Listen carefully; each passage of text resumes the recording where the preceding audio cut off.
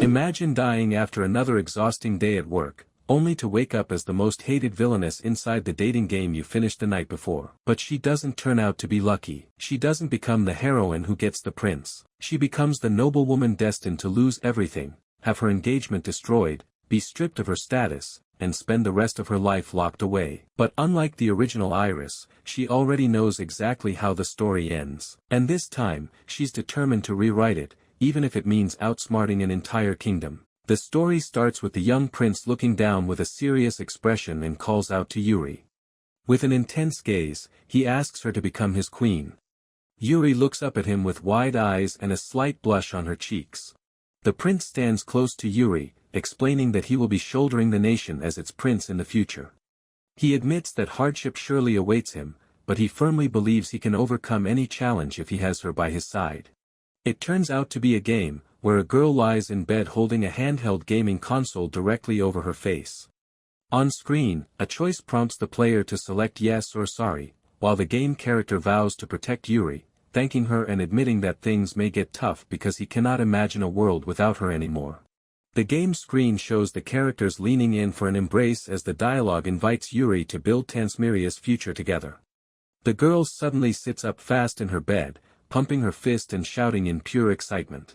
The scene shifts to a quiet, dull office room. Some tired workers sit at their desk cubicle facing a blank computer screen, letting out a loud groan. The girl sits slumped over her office desk, holding her face in her hands.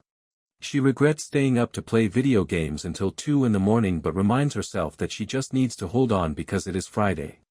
A female coworker walks up holding a document, calling her senior and teasing her for making old man noises. The female coworker addresses her to explain that a specific client wants their report by Monday if possible.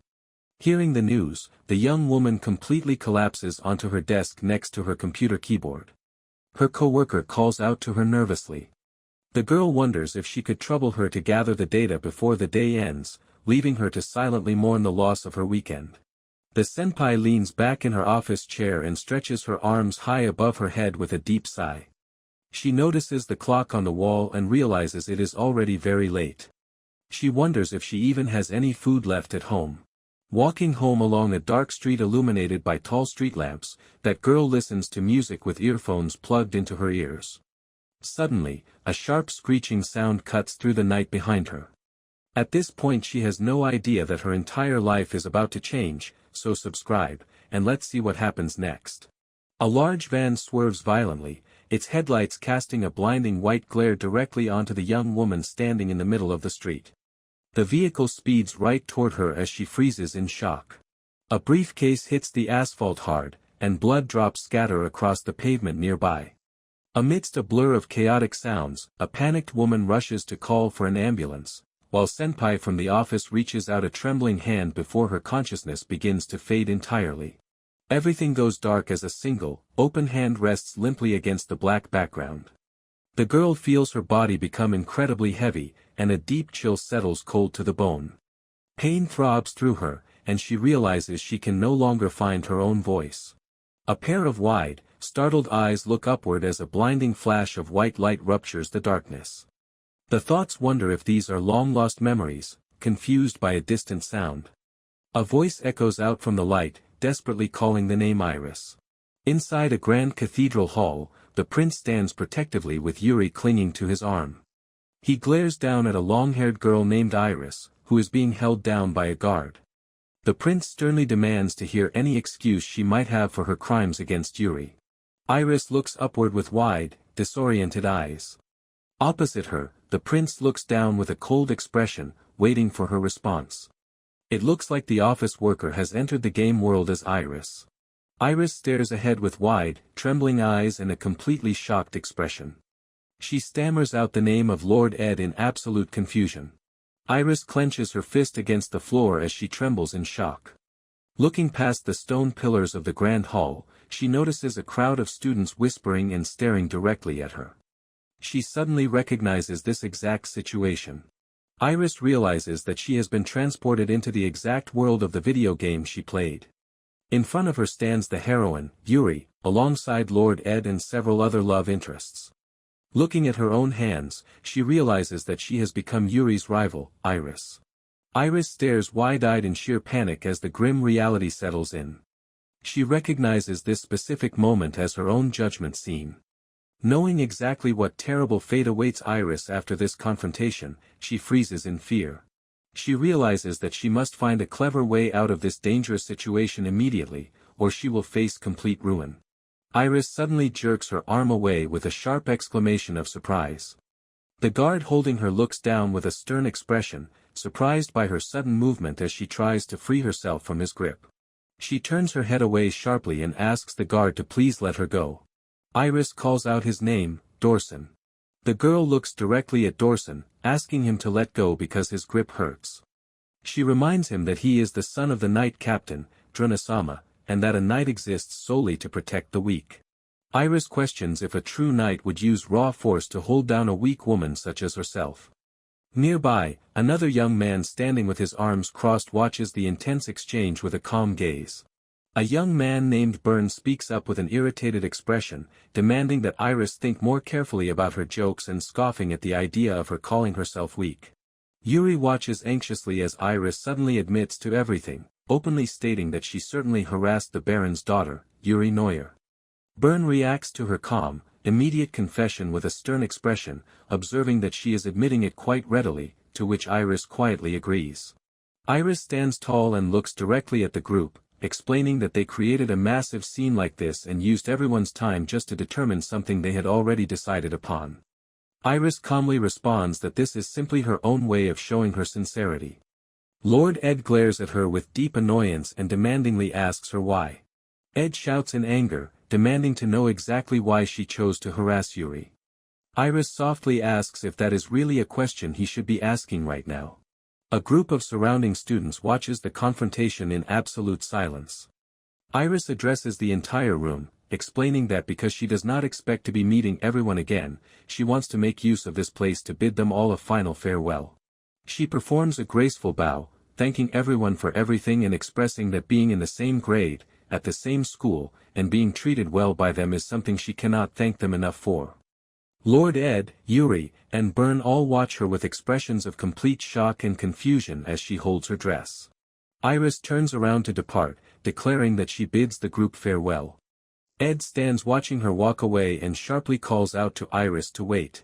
Ed commands Iris to apologize to Yuri before she leaves. Iris firmly declares that she will not apologize and will not yield. Clenching her hands together tightly, she resolves to keep her self-respect even if this situation completely destroys her. She looks back to ask what else they intend to rob her of, noting her fiancé and her status. Yuri looks on with a helpless expression as Iris speaks. A tear falls down Iris's cheek as she states that she is who she is. She cries out that apologizing to them would mean trampling on herself and throwing away her own self-respect. Iris speaks up with a fierce, tearful expression, declaring that she will absolutely not apologize. She states firmly that she will not allow these people to rob her of anything further. Turning away, she delivers her final farewell as Ed and Yuri watch her from a distance. Our girl exits the large arches of the building and prepares to leave the academy completely. Below the stone walkway, a formal horse-drawn carriage waits to take her away as the coachman sits ready at the front. Iris sits quietly inside the moving carriage as it shakes along the bumpy path. Looking out the window at the passing countryside scenery, she reflects that with this departure, she says a final farewell to the school as well. She reflects internally on the person she is right now, realizing how much things have suddenly changed for her. Iris realizes that her current mind is a complete mix of both her memories from the nation called Japan and the original memories belonging to Iris. Iris Lana Armelia stands tall against the backdrop of a sprawling kingdom, introducing herself as the daughter of a duke's house whose bloodline loses only to the royal family of the Kingdom of Tasmiria. She reflects on the grim reality that now that Lord Edward has completely nulled their engagement, leaving the school means she will be placed under house arrest and then disinherited. Following that, she will be confined to a church to live out the rest of her life as a nun of the Daryl faith. She looks down with a solemn, determined profile as she ponders her destiny. She realizes that so far, events have strictly followed the path of the story she already knows, and she tells herself that this bleak future is the one thing she absolutely must avoid. The carriage rattles loudly as it finally pulls up outside a grand estate, bringing the journey to a temporary end. Iris peers anxiously out the window at the massive building, whispering to herself that the farce is finally over and that everything now depends entirely on her upcoming negotiations with her father. Our girl steps out and begins walking briskly down the long, empty corridors of the estate. Outside the windows, the quiet landscape stretches toward distant hills under a vast, cloudy sky. Iris turns her head as a door suddenly bursts open with a loud clatter. A frantic maid rushes into the room with wide, anxious eyes, breathlessly calling out to her as Milady. Looking at the young woman, Iris recognizes her as Tanya. She sits calmly in a chair, announcing to the frantic maid that she has just now returned. Tanya looks back with an incredibly stressed and tearful expression, stumbling over her words. She wonders out loud how Iris can manage to be so calm during such a terrible crisis.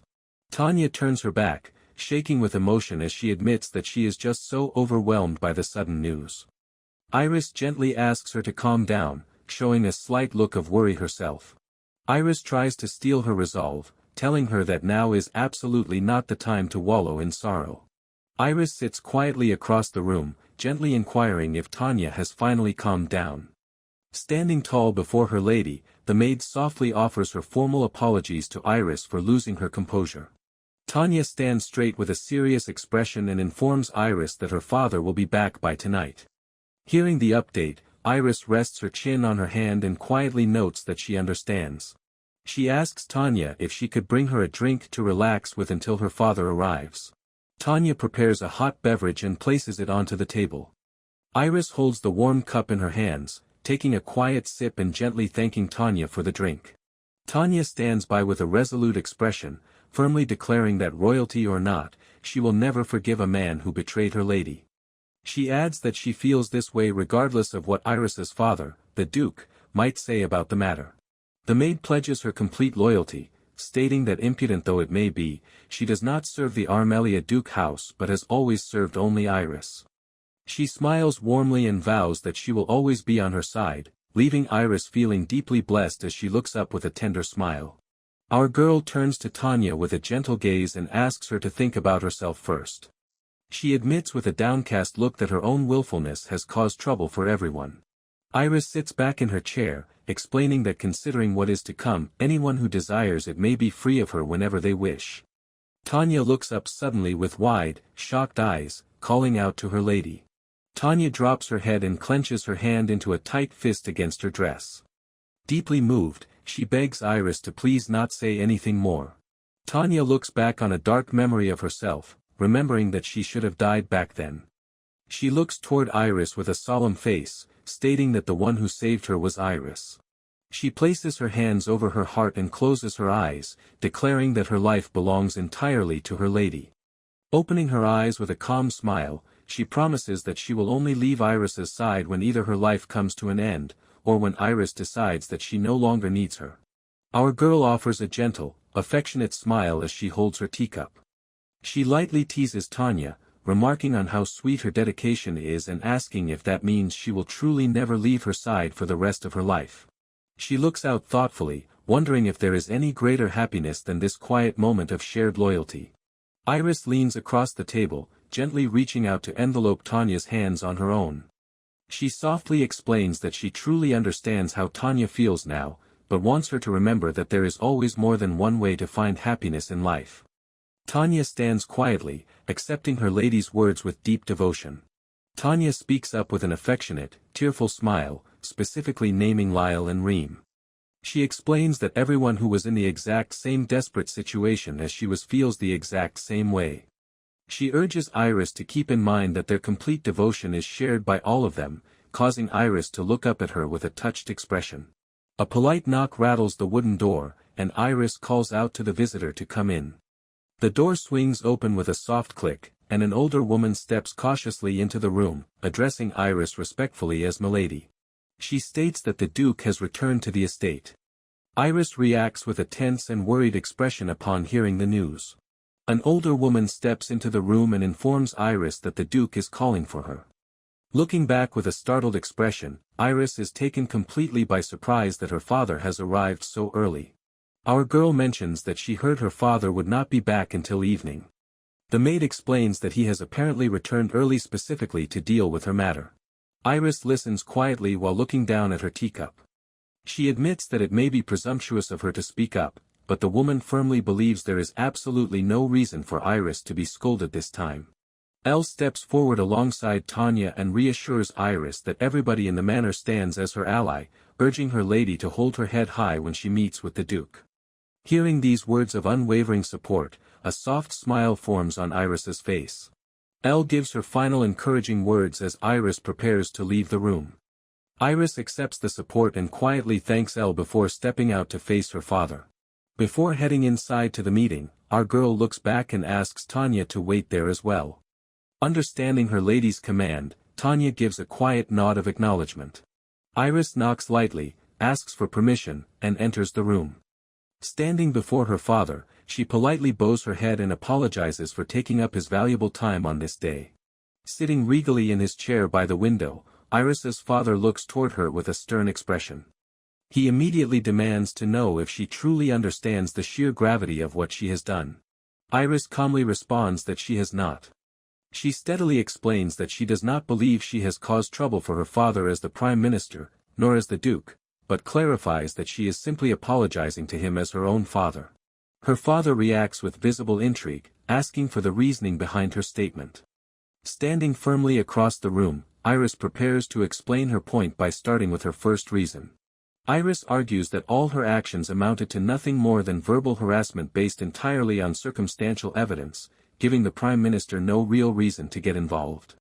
Furthermore, she notes that the other party one-sidedly cancelled the engagement, meaning they slighted a duke's family and are unlikely to take any greater action. Her father listens quietly while leaning back in his chair. Iris continues to explain that she deliberately made sure to impress into their minds at the school that there were extenuating circumstances, meaning most of the academy should be on her side. She notes that no matter how Lord Edward stirs up trouble, she will at most receive a stern reprimand. Resting his chin on his hand, her father admits that he has already heard about the massive show the two of them had at school. Iris states that she expected as much regarding her apology to him as the Duke. Facing her father directly, she confidently brings up the point that he was originally against her engagement with Lord Edward to begin with. Her father asks why she thinks that way. Iris smoothly responds that it is because of her pedigree, explaining that if someone of her status enters a marriage with a prince, the power balance between the factions will be disrupted. Our girl details that she was born to the preeminent Duke and Prime Minister, while her mother is the only daughter of the general's family. She explains that while marrying the first prince would be one thing, marrying the second prince would likely split the nation into two eventually. Her father listens intently to her political breakdown, a knowing smile spreading across his face as he rests his hand against his chin. Leaning back with his arms crossed, her father prompts her further, asking why she thinks he allowed the engagement with Lord Edward in the first place if that were the case. Iris sits quietly across from him, pausing to gather her thoughts before answering. Iris looks up with a confident smile, suggesting that he permitted it because he is ultimately fine with either outcome. Her father shifts his gaze slightly, noting that there are distinct factions within the kingdom of Tasmiria.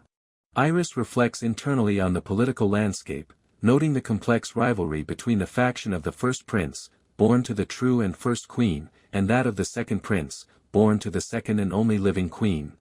Although the second prince was next in line for the throne within the video game, she recognizes that actual reality is far more complicated. Iris continues her internal analysis of the past, recalling how the true queen was born to a count's family while the second queen came from a duke's house. Because the king placed the true queen where he did despite strong opposition, the standings of their families differed significantly, throwing the society of nobles into a very delicate balance. Leaning back in his chair with his fingers intertwined, the Duke directly asks Iris what exactly she means by that statement. Iris breaks down her father's political strategy, explaining that in the event she married the first prince, he planned to have her brother, Byrne, serve the prince to solidify his foundations. She further elaborates that if she married the second prince instead, her brother would still join the first prince while she would be expected to keep watch over the second prince and hold his reins.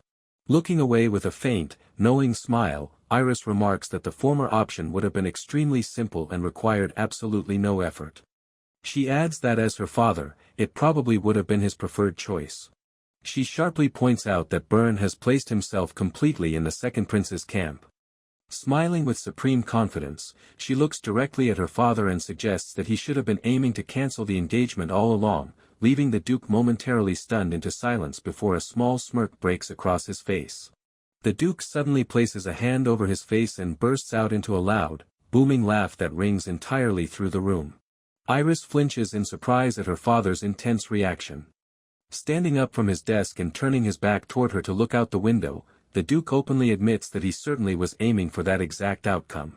He notes with growing irritation that he told his son countless times to stay completely away from the second prince. A deeply irritated look spreads across the Duke's face as he reflects on his son's actions. He calls Byrne an absolute fool for completely forgetting his duties and turning himself into nothing more than a lackey for the second prince. Her father abruptly stops his irritation and shifts the conversation, directly asking Iris if she is truly fine with how things turned out. He looks toward her steadily and asks if she was not deeply in love with the prince. Iris offers a calm, slightly melancholy profile as she looks down. She quietly states that love is merely an affliction, and once it cools down, that marks the absolute end of the matter. She calmly adds that she is ultimately glad the feelings cooled down as quickly as they did. Her father lets out a quiet grunt in response. The Duke sternly points out that from an objective perspective, this entire situation was still entirely her mistake. Looking straight at Iris across the quiet room, her father firmly declares that he must punish her for what happened. Iris clenches her hands tightly against her dress in response, lowering her eyes as she softly mutters that she understands. The Duke issues his formal sentence, telling Iris that she is to return to their family fief for confinement. Hearing the sudden order, Iris gasps lightly in confusion. He steps closer and explains that the territory is quite far from the royal capital, meaning he will have little way of knowing what she gets up to. Iris looks up at him with wide, completely startled eyes as she absorbs the surprising details of her exile. Turning back around, the Duke calmly walks across the room while stating that it would ultimately be a complete waste to just have her sit idle there. He delivers the unexpected news that he will make her the acting fief lord, ordering her to take good care of the place. Iris gazes up at him in sheer, speechless shock at the sudden appointment. Our girl looks to the side with a deeply emotional, trembling expression as a blush touches her cheeks. Iris quickly wipes a tear from her eye with a soft sniff, finding the situation deeply emotional. She looks up and asks her father if the position of acting fief lord is not meant for the true heir, her brother Byrne. The Duke looks away thoughtfully, admitting that he heavily doubts Byrne will be heading to the fief anyhow. Standing by the window, the Duke notes that that fool is presently too busy dealing with the very affliction she just mentioned. Hearing this confirmation, Iris tightens her grip on her skirt. The Duke turns around to face his daughter completely, a soft smile finally showing on his face as Iris confidently declares that she understands. Iris stands up tall before her father. She vows to make absolutely sure that no matter what happens to the capital, their fief shall not sway under her leadership. Standing at the threshold of the doorway, a young Iris peeks into the room with a shy and hesitant look. She softly calls out to her father, asking if he happens to have some free time to speak with her.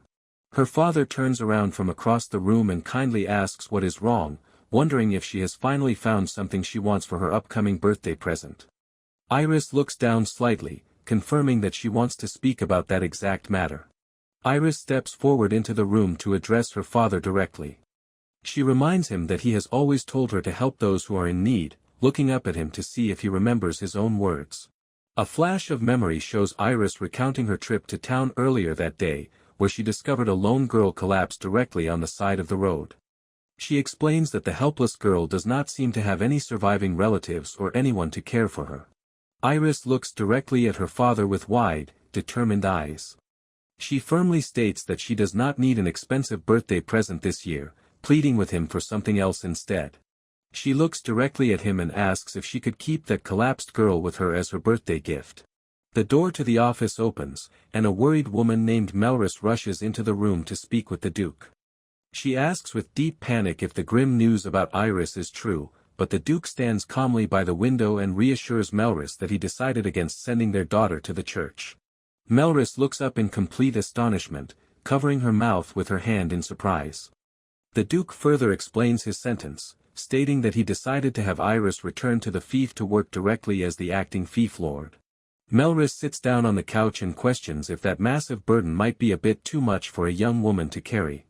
The Duke looks out the window thoughtfully, explaining that he simply thought it would be interesting to test Iris's capabilities a little bit. Melris looks back with a worried expression, wondering if that is really the only reason. She admits that the recent incident at school shows just how painfully honest Iris is, leaving her deeply worried that her daughter will not be able to handle such a heavy responsibility. Sitting on the couch with a sigh, Melris recalls that Iris actually directly picked a fight with that girl from that barony and harassed her to her face. She adds that the other nobles who hated the baron's daughter all used Iris as well, prompting the Duke to stand by the window with his arms crossed and note that those nobles did quite well. She looks thoughtful as she remarks that it is highly dubious how much of what they blamed Iris for is actually true. She wonders if she finally learned something from all this experience. The Duke reflects that Iris seems to have changed enough to understand her place when it comes to the second prince's marriage. Melris chuckles softly while sitting on the couch, observing that it looks like Iris still did not guess the Duke's actual intentions. Looking over at him, she points out that from the way he is acting now, after Iris's engagement with the second prince, he was clearly always watching the situation closely and agonizing over every little thing. She looks toward the Duke with a knowing, gentle smile as she says that he did all of this simply so their family could successfully remain neutral in the ongoing political struggles. Melris listens closely as the Duke continues to share his perspective. He smiles softly, admitting that in the end, he is still just a father who is sweet on his daughter. He reasons that if Iris must be dragged into that mess of a succession war, then it would be better to take this path. He speaks of his daughter's growth. He observes that Iris is no longer someone he can simply shelter inside his two hands. The next morning, the Grand Manor stands peaceful under a bright sky. Tanya knocks gently on the door to the bedroom, offering a polite morning greeting to her lady as she prepares to enter. Suddenly, she spots something inside that causes her to gasp in surprise. Tanya stands completely shocked at the bedroom entrance, her mouth wide open in disbelief.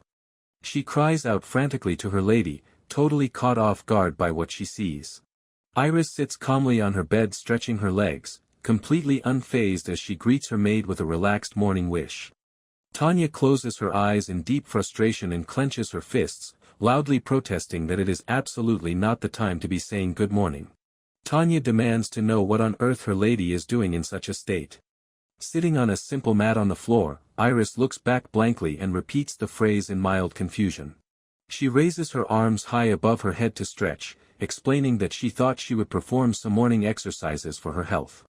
She tells Tanya that she picked something easy to move in, wondering if this outfit is truly no good. Tanya swallows hard in utter disbelief, completely stunned that her highborn lady is engaging in physical workouts. Iris smiles warmly and explains that she read in a book that avoiding exercise will negatively affect one's health, noting that she spent an entire week sitting idly inside a carriage on her journey back from the capital. Standing up with a gentle look, Iris informs her maid that she plans to do this every single morning, asking her to please not be so surprised in the future. The maid offers her formal apologies for the outburst, which Iris dismisses kindly. Explaining that she is now quite sweaty, Iris requests that Tanya prepare a bath for her, noting that she will have her breakfast immediately after that. Iris sits at the dining table finishing her meal, reflecting internally on how rich the food is as expected of a duke's daughter, jokingly worrying that she is really going to get fat. She turns her head to address Tanya, asking her to please book an appointment with Seabass because she wants to speak to him about the future. Tanya nods in understanding. Later in an office room, our girl sits at her desk and gently welcomes Seabass, apologizing for calling him when he must have been busy. Seabass stands politely across the spacious office room, assuring her that it is no trouble at all. Seabass stands straight with a serious and formal expression, holding a document in his hands. He pledges his absolute dedication, stating that he is here to humbly carry out her will. Seabass bows respectfully and invites Iris to call for him whenever she pleases. Hearing this profound reassurance, Iris turns back slightly with an encouraged expression. With a confident and intelligent smile, our girl begins laying out her initial directives. She asks Seabass if he could bring her all of the cash flow statements for the last 3 years, as well as documents on the current state of their administration, to serve as a starting point. Seabass nods politely and acknowledges her request, but asks what she intends to do with all of the paperwork. Sitting steadily at her office desk, Iris smoothly responds that she simply intends to read them. She explains that although her father made her the acting fief lord, she is deeply ashamed to admit that she is entirely unfamiliar with both how they manage things and the current state of their administration. Resting her chin thoughtfully on her clasped hands, Iris asks Seabass if he could please grant her a full month. Seabass looks surprised by the request and repeats the timeframe in mild shock. She smiles warmly and confirms that it would likely take that many days to thoroughly read all of the paperwork and properly perform an inspection of the estate. Seabass looks to the side with a professional expression, noting that preparing a complete inspection will take about a week. Iris calmly responds that a week is perfectly fine with her. She stands by her desk and adds that she simply wishes to grasp the state of things, so she will be traveling incognito this time. She plans to be accompanied by only a very small team. Iris smiles warmly and says she will prepare the team on her own, meaning there is no need to trouble Seabass over the matter. Seabass listens calmly to her explanation. He bows low and offers his apologies for asking out of turn. Iris gently assures him that it is not a problem at all. Iris explains that when she begins administrating the fief, she will be heavily relying on him. She kindly asks him to please continue to speak his mind openly. Iris then calls out to Tanya, who is waiting in the room. She requests that Tanya also call in Lyle, Daida, and Reem. Tanya immediately nods and voices her understanding. She then turns toward the doorway with a gentle, warm smile. She softly greets everyone, noting that it has truly been a while since they last met. Tanya stands together with Lyle, Daida, and Reem as they gather before their lady. Speaking for the group, they return the greeting with respectful smiles, stating that it has indeed been a while, their princess. Iris responds by looking back at them with a calm expression. Lyle confronts Daida with a serious and strict expression. He scolds Daida, points out that he is still using an overly casual tone with Iris-sama, and firmly demands proper respect. Iris speaks up softly to break the tension, reassuring Lyle that Daida's casual speech is completely fine. Both Lyle and Daida look toward her in surprise. Standing by the large windows of the office, Iris looks toward them affectionately and declares that to her, all of them are considered family. Iris continues her thought, explaining that she would be truly happy if they spoke to her just like they used to, at least when nobody else is around. Lyle looks back with a flustered, highly concerned expression and anxiously objects to her request. She gently cuts in and pleads with Lyle to listen to her request. She reminds everyone that they already know the current circumstances.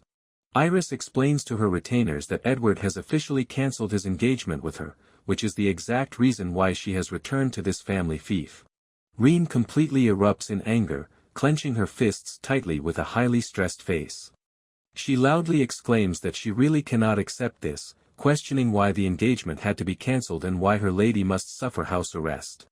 Nearby, Daida lets out a sigh, while Lyle nods along in agreement, calling the prince a rich boy with absolutely no taste. Hearing their protective outbursts, a soft chuckle escapes Iris. She raises her hand to her mouth and offers a gentle, warm smile as she quietly thanks them for their loyalty. Iris points out that while the political situation is already an established fact, to tell them the complete truth, living here together with all of them again is something that makes her genuinely happy. Iris then steers the conversation forward to get right to the main point, announcing that her father has officially entrusted her with the crucial position of acting fief lord. Our girl stands with her hand on the office desk. She explicitly tells the room that to begin with, she fully intends on touring their territory to perform a thorough, first-hand inspection. She gestures toward them and asks if she could have everybody come along with her for the journey. Lyle bows his head respectfully with a disciplined smile, confirming that he understands and accepts the command. Next to him, Daida hums a cheerful tune, stretching his arms behind his head while noting that he has been itching for some action and is happy to pull guard duty for the princess. Reem raises her hand hesitantly to speak up. Reem looks at Iris with a deeply confused and nervous expression, raising her and stating that while she completely understands why the other two are going as guards, she does not understand why she is going along too. Iris points a finger forward, clarifying that it is natural because she explicitly wants Reem's knowledge, leaving Reem wide-eyed in surprise.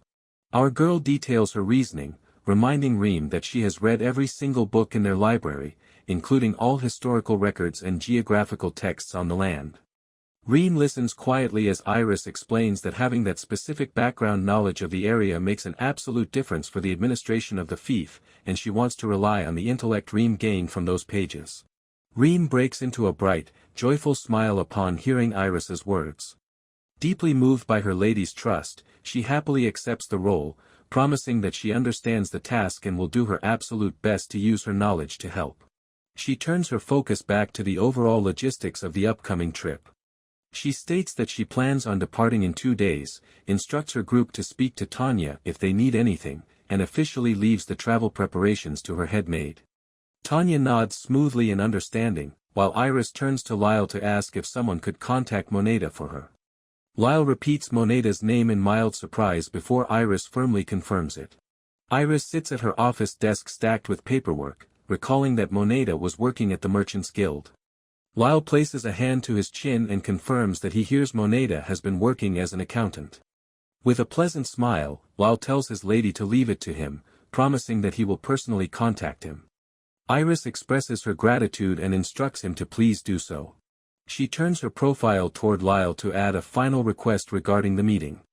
She asks if it is possible to book the appointment with Moneda specifically toward the very end of their travel itinerary.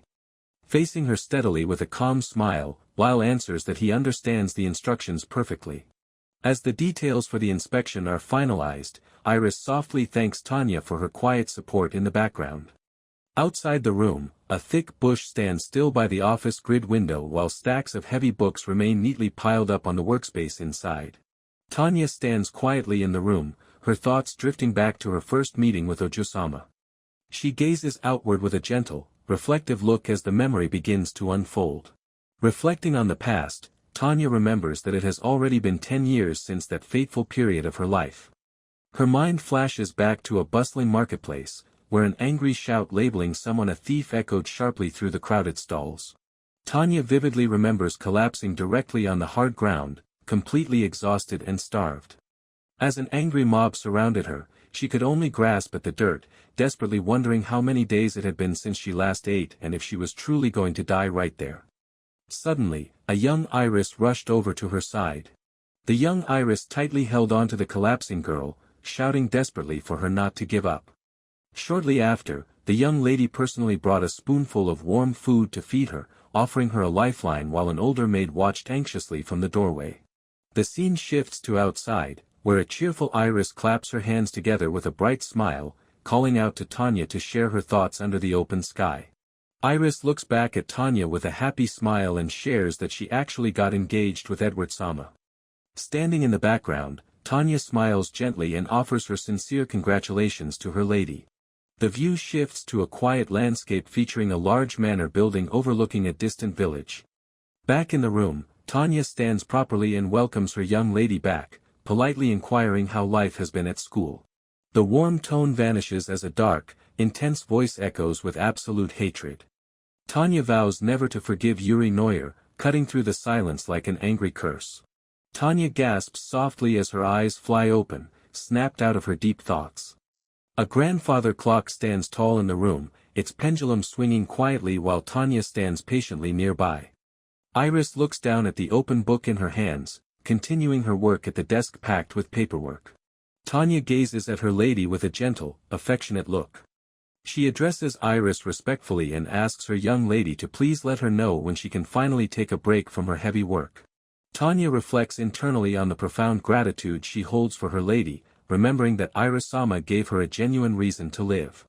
She resolves to always brew especially good tea for her beloved mistress. Iris sits comfortably at the table, raising the warm teacup to her lips to take a slow sip while Tanya stands attentively nearby. She offers a bright and content smile, happily stating that the drink is absolutely delicious. Watching her lady's joy, a warm and tender expression spreads across Tanya's face. Tanya gathers the tea set onto a tray and quietly departs from the office, softly closing the wooden door behind her.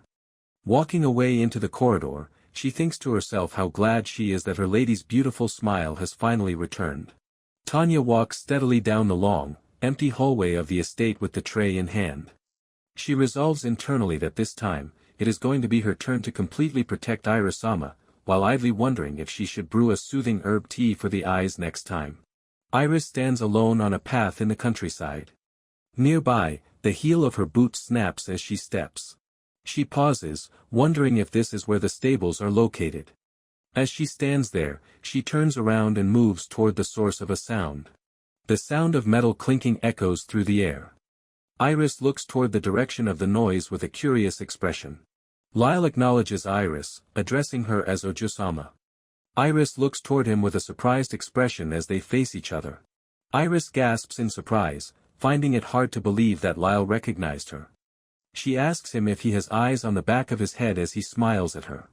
Lyle explains that his ability to notice her presence comes from his intense training, which allows him to sense people nearby and even battle in pitch darkness. He notes that identifying footsteps or a specific scent is a simple matter for him, even with only a minimal amount of sound or smell. Iris smiles warmly, expressing that his capability is truly amazing just as it is. Iris offers her apologies for interrupting his training session. Lyle stands up from the ground with his practice sword in hand, reassuring her that it is no trouble at all since he was just about to finish up anyway. He then asks his lady what exactly brings her out here today. Our girl explains that she was right in the middle of reviewing the financial documents she received from Seabass. However, Tanya kept badgering her to take a break and rest, leaving her with no choice but to step away from her desk. Iris mentions that she decided to take a walk to the stables while taking her break. Hearing her destination, Lyle repeats the stables back to her in surprise as he stands with his practice sword. Lyle points into the distance, explaining that the stables are actually located a little further to the west and suspects that she made a mistake at one of the crossroads. Realizing her error, Iris notes that it is no wonder she could not reach them after walking for so long, while Lyle looks on with a gentle smile. Lyle looks over his shoulder and remarks that it is a rare sight. A butterfly gently rests right on the tip of his outstretched finger.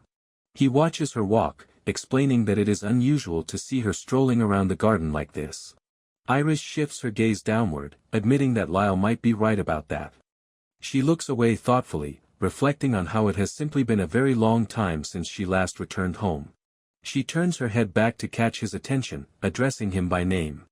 Lyle looks toward her calmly, listening as she speaks. With a gentle smile on her face, Iris asks Lyle if he happens to be busy or occupied after he finishes up with his tasks. Lyle lets out a light laugh and softly offers his apologies for his reaction. He drops down to one knee swiftly, explaining that it is indeed his personal duty to escort her. He extends his open hand directly toward Iris, who watches his sudden and formal gesture with surprise. Remaining in his kneeling posture, Lyle looks up and requests that she allow him to accompany her until she safely returns back to the mansion. Iris chuckles softly to herself. She accepts his offer, declaring that she shall leave the matter completely to him. Lyle smiles warmly as he gently receives Iris's hand into his own open palm. He looks up at his lady with deep loyalty, declaring that there would be absolutely no greater honor for him. Iris asks Lyle if he often trains in that spot. Lyle confirms that he does, explaining that he spends most of his free time training there. Iris observes that Lyle is very enthusiastic about his practice. She follows up by asking if he does not have training sessions together with the other guards. Lyle smiles knowingly and points out that even Daida goes off to train in secret. Our girl reacts with complete surprise at the mention of Daida, admitting that she can scarcely imagine him doing such a thing. Lyle chuckles and explains that Daida simply hates letting other people know when he is trying hard. Looking off to the side, Lyle notes that persistent daily training is what truly makes a person strong. He then admits that he simply does not want to lose to Daida. Iris looks up with a pleasant smile and remarks that such a dynamic is perfectly fine. She notes that Daida probably feels the exact same way about their rivalry. Our girl observes that the two of them have always had a strong desire to compete against one another, frequently holding matches in the past. She reflects that this mutual drive is likely what people mean when they speak of having a good rival. She states that she will be expecting a lot from his guarding capabilities during this upcoming trip as well. Lyle looks forward with a gentle, reassuring smile.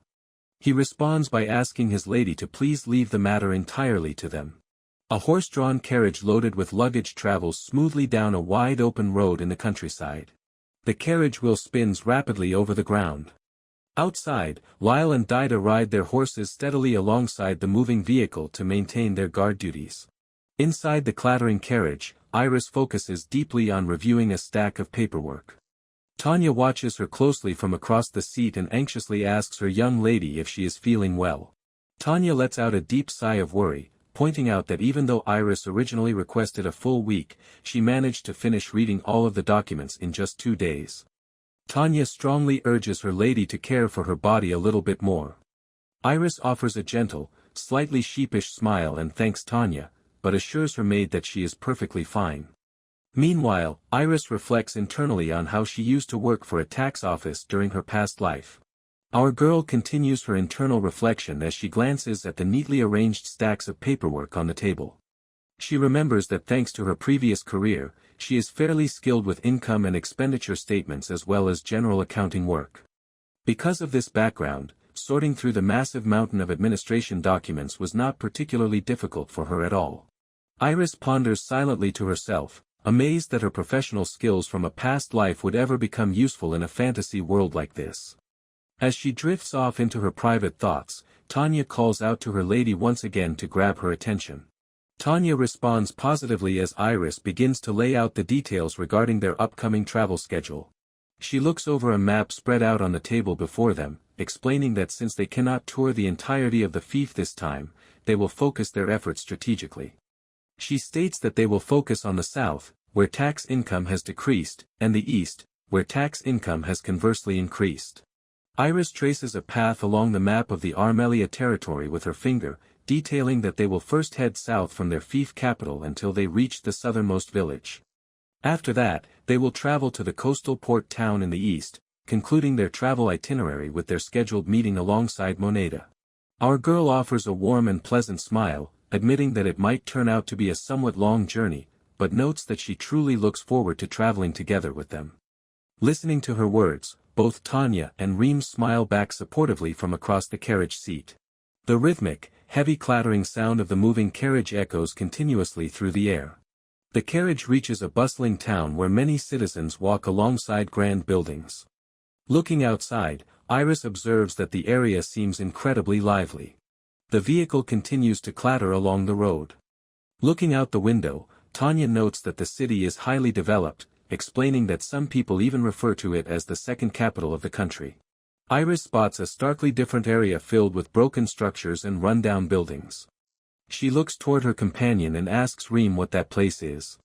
Reem hesitates, leading Iris to firmly request that she explain the situation openly. As the carriage rattles forward, Reem reluctantly explains that the area is a newly formed slum. A look of deep concern spreads across Iris's face as she ponders why these slums are currently increasing.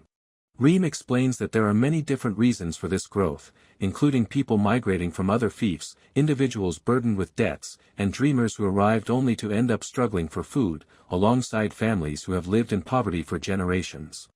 Looking out thoughtfully, Reem concludes that the vast majority are likely those who could no longer afford to pay their taxes.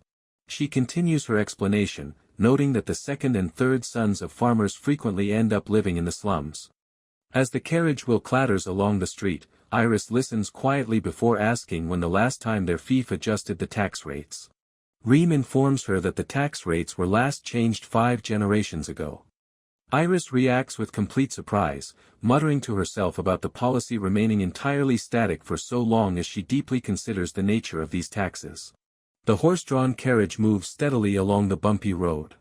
Inside the vehicle, a weary sigh escapes from Iris as she turns her head slightly, feeling the draining effects of the journey. Sweat drips down Iris's cheek from the intense warmth inside the moving carriage. She uses her hands to rapidly flap her collar, complaining about how incredibly hot it is, while Tanya sits close by and looks on silently. Adjusting her glasses, Reem offers a gentle smile and explains that this particular fief runs all the way from the north to the south, which means it cannot be helped that the weather gets hotter the further down they travel. Observing her lady's composed appearance, she silently remarks that even this intense heat will not change Tanya's expression. Meanwhile, Tanya turns to her lady with a serious face and reassures Iris that they will be resting very soon, asking her to hang on for just a little longer. Iris offers a grateful smile in return and softly thanks her head maid. Water splashes violently as the group finally stops by a nearby river to cool down. Standing on the bank, Lyle scolds Daida for throwing water around, warning him not to get him wet as well. Daida wipes his wet face with a sigh, muttering about coming back to life while casually apologizing to Lyle. Watching the lively argument from a short distance away, Tanya smiles warmly and notes that those two never seem to change, a sentiment that Iris completely agrees with. Sitting quietly under the shade of a nearby tree, Reem reads her book and notes that the climate makes her glad. A short distance away, Iris looks toward her guards and questions if the two of them are not too hot wearing those heavy clothes. Lyle turns around with a calm smile, reassuring his lady that they are perfectly fine. Smiling confidently, Lyle explains that they are trained warriors and clarifies that their current uniforms are actually much lighter than the standard ones. Daida chuckles while scratching the back of his neck, playfully muttering that hot days are still hot regardless of training and admitting that he would be swimming in the river right now if he only had permission.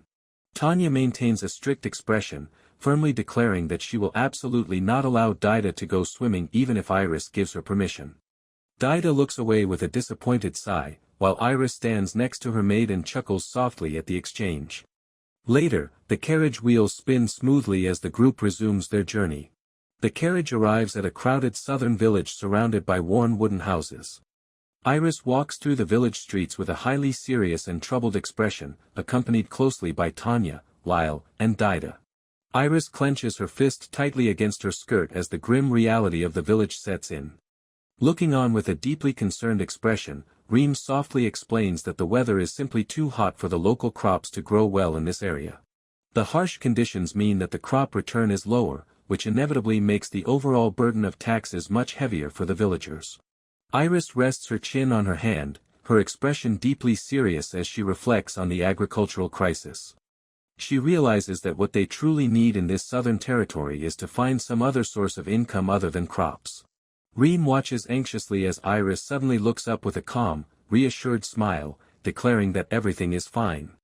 Shifting her focus back to the immediate task, Iris then suggests that they go ahead and meet with the village chief. Inside a modest office room, an elderly village chief leans against a table and extends his arm, humbly thanking the group for coming. Standing tall at the front of her companions, Iris welcomes him with a warm smile. Our offers her sincere apologies to the village chief for their sudden visit. The old chief looks back with a tired, sweat-dropped expression, stating that it is not a problem at all, but gently asks why a highborn lady has come to a place like this. Iris smiles kindly at the village chief and explains that she is currently touring the fief on an inspection. Because of this tour, she notes that she has come to visit his village as well. The village chief looks down in surprise, amazed that someone so important would come all the way to their region. He silently wonders just how many years it has truly been since the last official inspection took place. Sitting quietly at the table, Iris addresses the village chief and points out that she noticed a clear absence of young men around these parts, asking why that might be the case. The chief looks down with a somber expression and prepares to explain the situation to her. The chief details the situation, explaining that many of the local young men have left the village completely to earn an income elsewhere.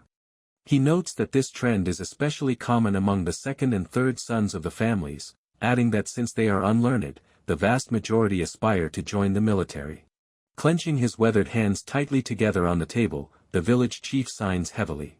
He explains that there simply is not much arable land available for them to farm, which leaves the residents with very little else they can possibly do to survive. Iris listens thoughtfully to the explanation, her expression growing somber as she digests the news. Looking directly at the village chief, she follows up by asking if beasts ever come down to the village from the nearby forest.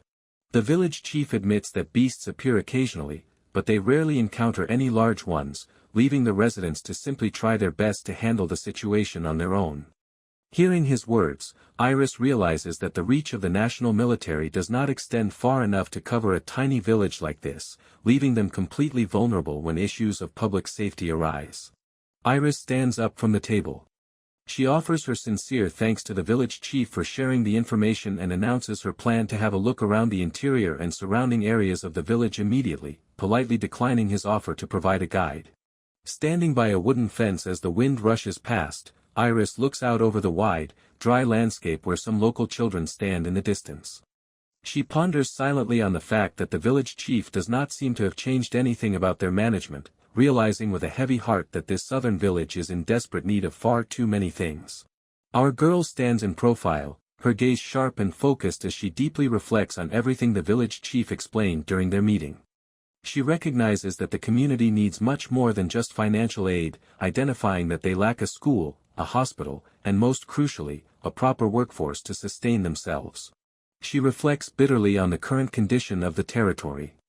She realizes that the state of the region means nothing other than the fact that this village was completely abandoned, and she acknowledges that the blame for this mistake falls heavily on the shoulders of her own family as the administrators. Standing outdoors, Iris listens as Lyle informs her that there seem to be some fruits growing in the nearby forest. Intrigued by the news, Iris asks if he could go ahead and take a look, to which Lyle calmly nods and accepts the task. The sound of footsteps echoes as the group begins walking deeper into the thick vegetation of the forest.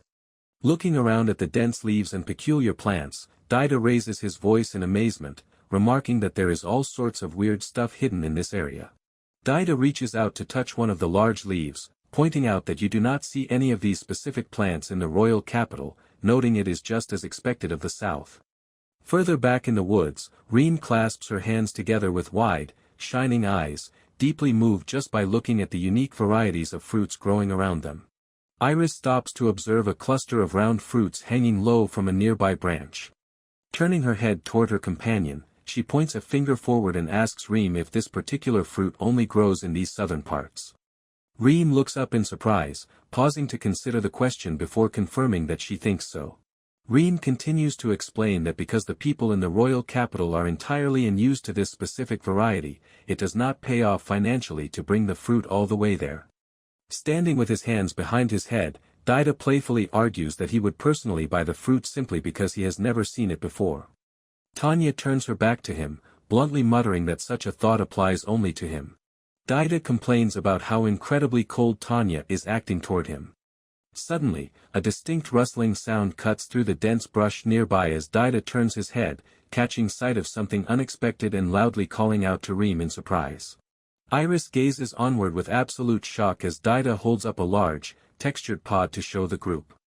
Reem looks closely at the mysterious object, calmly identifying it as a cocoa bean. A look of pure joy and excitement breaks across Iris's face as she clenches her fists together tightly. With shining eyes, she happily proclaims that this is exactly what they needed, loudly praising Daida for a job well done. Both Daida and Reem turn toward their lady with completely stunned and bewildered expressions.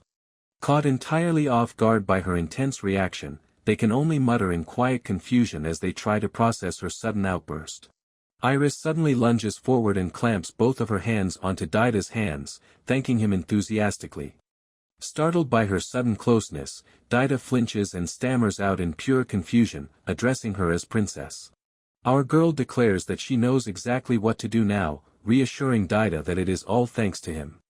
As she speaks, a soft rustle cuts through the air as the group gathers their massive haul from the forest. Standing outside near the carriage, the elderly village chief offers his deep apologies to Iris for making her come personally for the transaction. Iris reassures the old chief that it is perfectly fine, explaining that she actually feels like she should be the one thanking him because the village has sold her so many of these pods. The chief looks on thoughtfully as a massive pile of harvested cocoa beans rests in the foreground, while Iris prepares to step back inside the carriage. As the carriage begins to rattle, Reem leans close to Iris with a worried whisper, anxiously questioning if it is truly fine to collect so many of those seeds.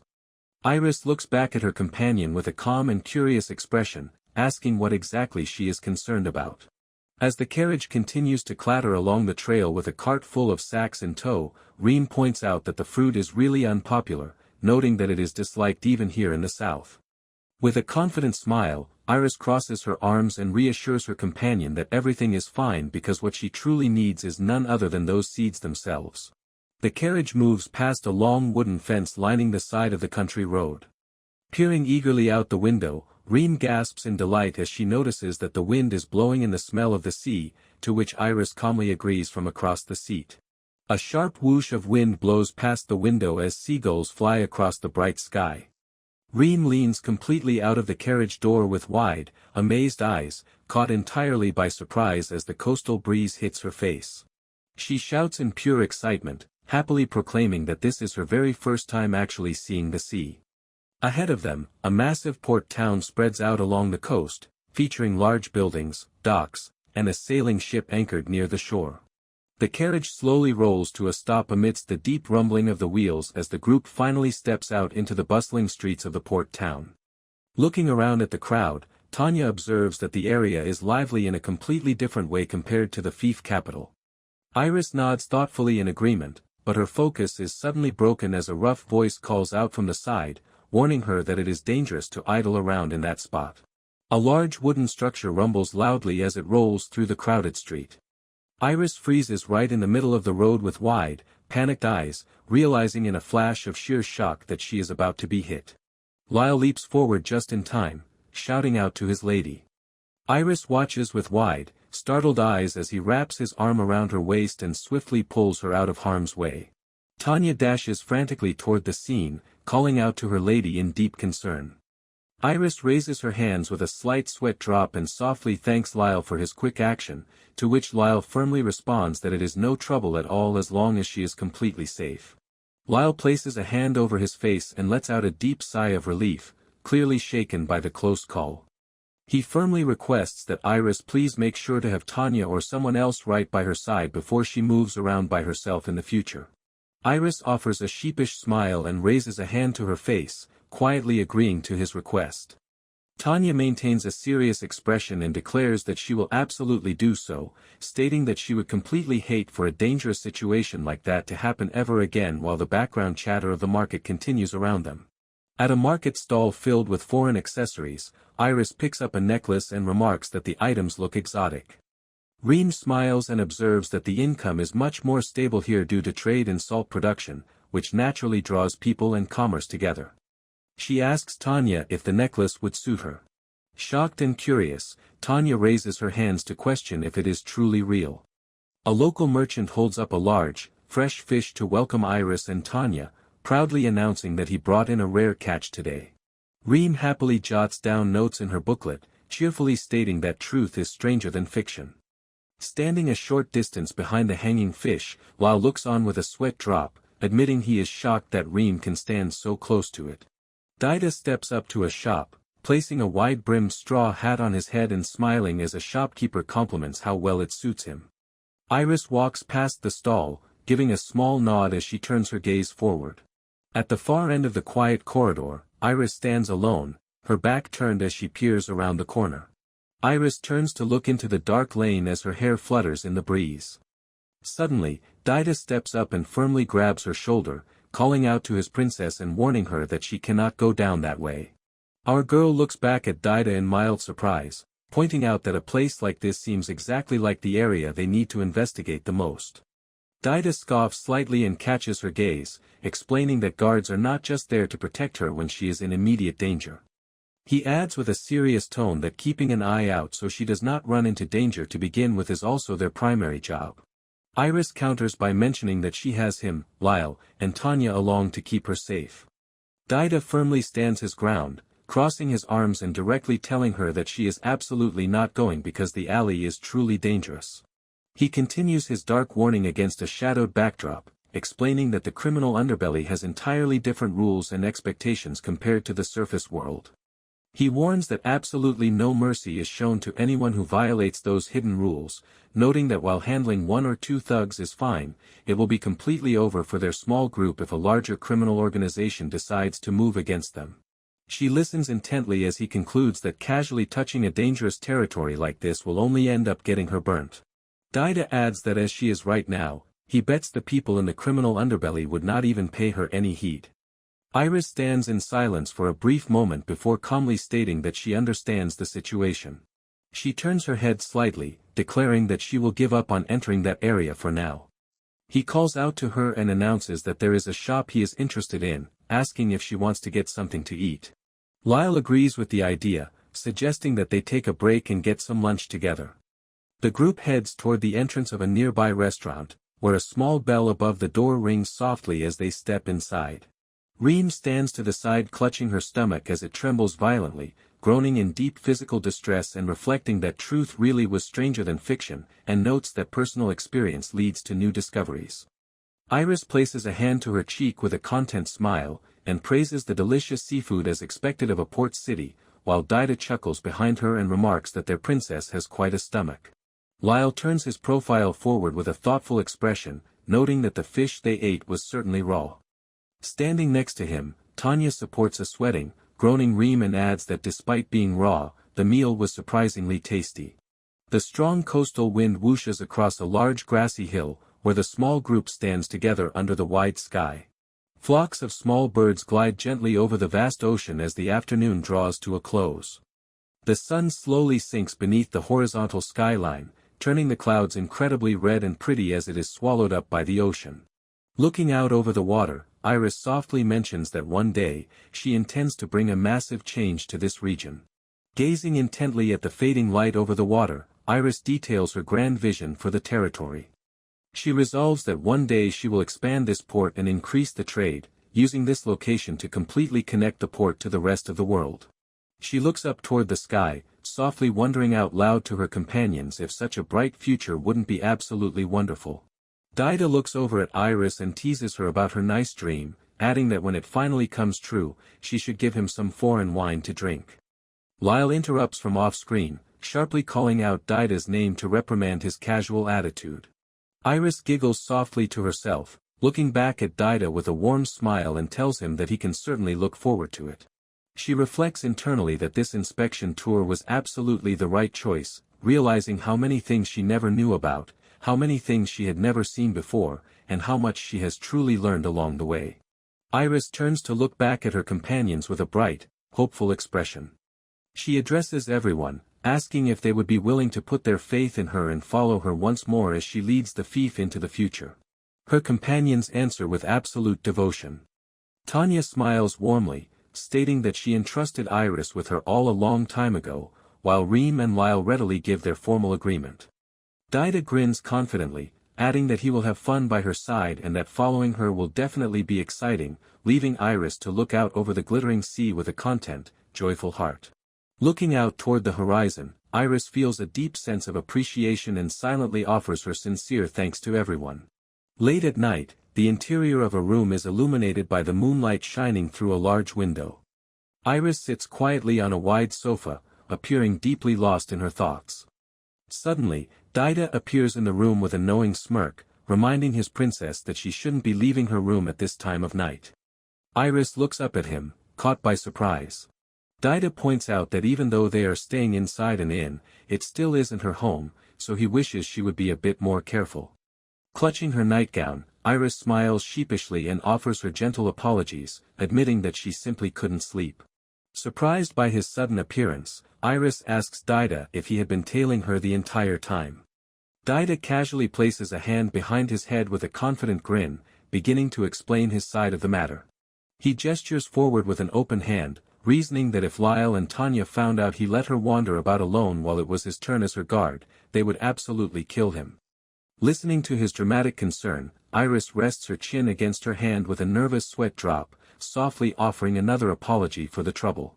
Daida looks out toward the window while scratching his head, casually noting that even if he hadn't come along, Tanya likely would have noticed her absence and followed her anyway. Iris turns her focus toward her companion and quietly calls out his name to ask him a question. She speaks thoughtfully, bringing up the dangerous alleyway that the guards stopped her from entering earlier that day. Looking toward her companion, she notes that he seemed awfully knowledgeable about it, directly asking him why that is. Daida flinches slightly at her question. Iris quickly clarifies her intent, explaining that she does not suspect him of being connected to those sorts of people. She states that she simply wants to know because she does not have a clue about the criminal underbelly. Daida stands in silence with his back turned. Daida reveals a bitter truth about his past, explaining that everyone, including himself, lived in the slums until their princess picked them up. Against a chaotic backdrop of his memories showing desperate people, playing cards, and spilled fluids, he warns that in that dark world, nobody will help regardless of what happens, meaning one must protect oneself at all costs. He continues his dark explanation, somberly stating that there is absolutely no mercy in the slums, even for children. Iris absorbs the grim reality of his childhood, softly muttering that she understands. Daida concludes his thought, explaining that growing up in such conditions gives a person a much better sense for danger than others. He adds that if someone knows exactly what is dangerous, it simply makes avoiding it that much easier. Hearing this, Iris silently clenches her fists in deep reflection. Reflecting further on his childhood, Daida quietly calls himself an idiot for his past choices. He recalls that he did not stay away even though he knew it was dangerous, ultimately becoming an errand boy of sorts within that treacherous environment. He looks toward Iris with a small smile. He concludes that his time working in those dangerous areas is the exact reason why he seemed so knowledgeable to her earlier today. Iris gently asks Daida why he ever decided to do something so risky in the first place. Daida responds with a calm smirk, explaining that he did it entirely for money, noting that it is actually quite a common story for people in his position. However, his expression softens as he adds that he immediately regretted his decision.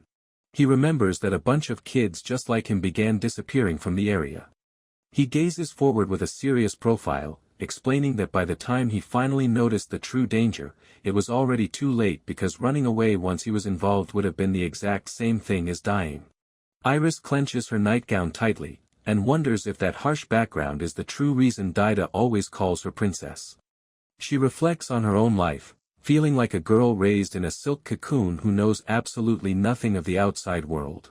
Our girl looks away and tells Daida that it is nothing, apologizing for asking him such a strange question. Daida stands nearby in complete silence, staring at her thoughtfully after hearing her words. Daida suddenly breaks the heavy mood with a playful smile, explaining that he calls her princess simply because she is a princess to him. Iris blinks in surprise, caught off guard by his sudden answer. He leans forward, stepping right up to Iris with a mischievous smirk to ask if she is curious. Startled by his sudden closeness, Iris leans back with wide eyes as his finger points right near her face. Suddenly, a sharp smack echoes through the room. Tanya suddenly appears, firmly grabbing Daida by the head to push him away while scolding him for getting too close to her lady. Daida cries out in pain from the harsh grip, while Tanya sighs and notes that she was already wondering why Iris hadn't come back to her room yet. The maid looks at Iris and reminds her that it is getting late. She firmly advises her lady that she needs to think about tomorrow's plans and head to bed soon. Iris turns back to acknowledge her maid, admitting that she was indeed having a bit of trouble sleeping. Tanya asks if she shall bring some warm milk to help her sleep, which Iris gratefully accepts. Walking out of the room, Iris turns to look back at Daida one last time to softly offer her thanks. As Iris walks away and shuts the bedroom door, Tanya steps and asks if he wants a drink as well. Daida accepts the cup, assuming Tanya made him some hot milk too. Tanya frowns deeply, directly questioning why on earth she would want the man responsible for guarding her lady to get drowsy. She firmly corrects him that the drink is just hot water. He lets out a soft laugh, admitting he cannot say he is surprised by her strict response. Tanya walks ahead and looks out into the quiet corridor, noting that it is simply not like her to let people see her down. Daida takes a sip from his cup, casually sharing that Iris had asked him earlier why he always calls her princess. Tanya stands a short distance away near a table with a teapot, listening quietly. The guy complains that Tanya is being incredibly cold to him. She fixes him with a steady gaze, stating that it isn't as if he had some deep, profound meaning behind using that title anyway. Daida smiles softly and readily agrees with her point. Daida points out that Iris is like a lovely and kind-hearted princess right out of a fairy tale, admitting that he was merely teasing her for being so naive and sheltered. Tanya looks away thoughtfully, remembering her lady's innocence. She wonders if his teasing was truly wrong. Tanya stands tall and speaks to Daida, directly suggesting that he should simply tell Iris the truth. She reassures him that he wasn't being malicious about his teasing, encouraging him to be completely open. Daida looks up with a fond smirk, explaining that he could tell her, but points out that the rest of the group already openly acts like they love their princess. Tanya looks back, questioning if he couldn't have picked some other, less embarrassing way of phrasing it. He continues talking about his interaction with Iris, noting that although he did not have any deep reason for it, his choice of words gave her quite a lot to think about. He looks at Tanya and reasons that since the rest of the group already openly showers her with love, it would be much better to have at least one person who treats her differently. Daida clarifies that Iris needs someone around who she does not completely know, acting as a person who can make her stop on her own accord to think deeply once in a while. Hearing his explanation, Tanya looks away and remarks that he sounds difficult, labeling him a contrarian. She prepares to leave the hallway, announcing that she will be heading back to her room now. Daida casually raises his hand to wave her off, offering a simple acknowledgement as she walks away into the dark night. Before walking away completely, Tanya looks back over her and advises Daida to try not to confuse people too much. She warns him that if he keeps hiding his true intentions, one day even he won't be sure how he really feels anymore. Daida responds with a confident smile, reassuring her that it won't happen and everything is completely fine. He gazes forward with a warm and certain look, reflecting that after all, he has one core thing that he will absolutely never yield on. The morning sun rises over a large town featuring prominent dome-roofed buildings. Inside a quiet structure, an empty room stands ready as a voice echoes, noting that it has truly been a while since they last met. Moneda greets his lady with a pleasant smile, addressing her warmly. Iris chuckles softly, jokingly questioning if he is already intent on talking business right after their long-awaited reunion. She smoothly follows up by asking what exactly brings him out to meet her today. Iris turns to Moneda and asks how he has been doing lately. Moneda opens his arms wide with a confident posture, cheerfully declaring that he has been doing absolutely splendid. Hearing his lively response, a knowing smile spreads across Iris's face as she softly notes that his success is hardly surprising to her. Our girl acknowledges his sharp awareness, noting that such insight is exactly what she expected from the Merchant Guild's vice chief. She presumes that since he is so well informed, he must already know about her current situation too. Moneda adjusts his glasses and calmly confirms that he does, stating he is well aware that she has officially returned to her family fief. Iris continues the conversation by asking how things are currently going with his guild.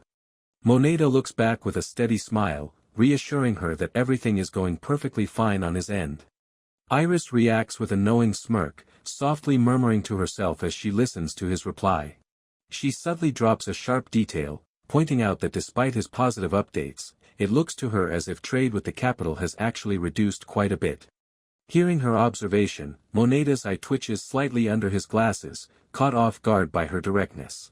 Iris claps her hands together with a playful chuckle, teasing Moneda by telling him that letting things show on his face like that will allow everyone to know exactly what he is thinking. She gently adds that such an obvious reaction simply won't do for an accountant of his caliber, while Moneda turns his back slightly in mild annoyance.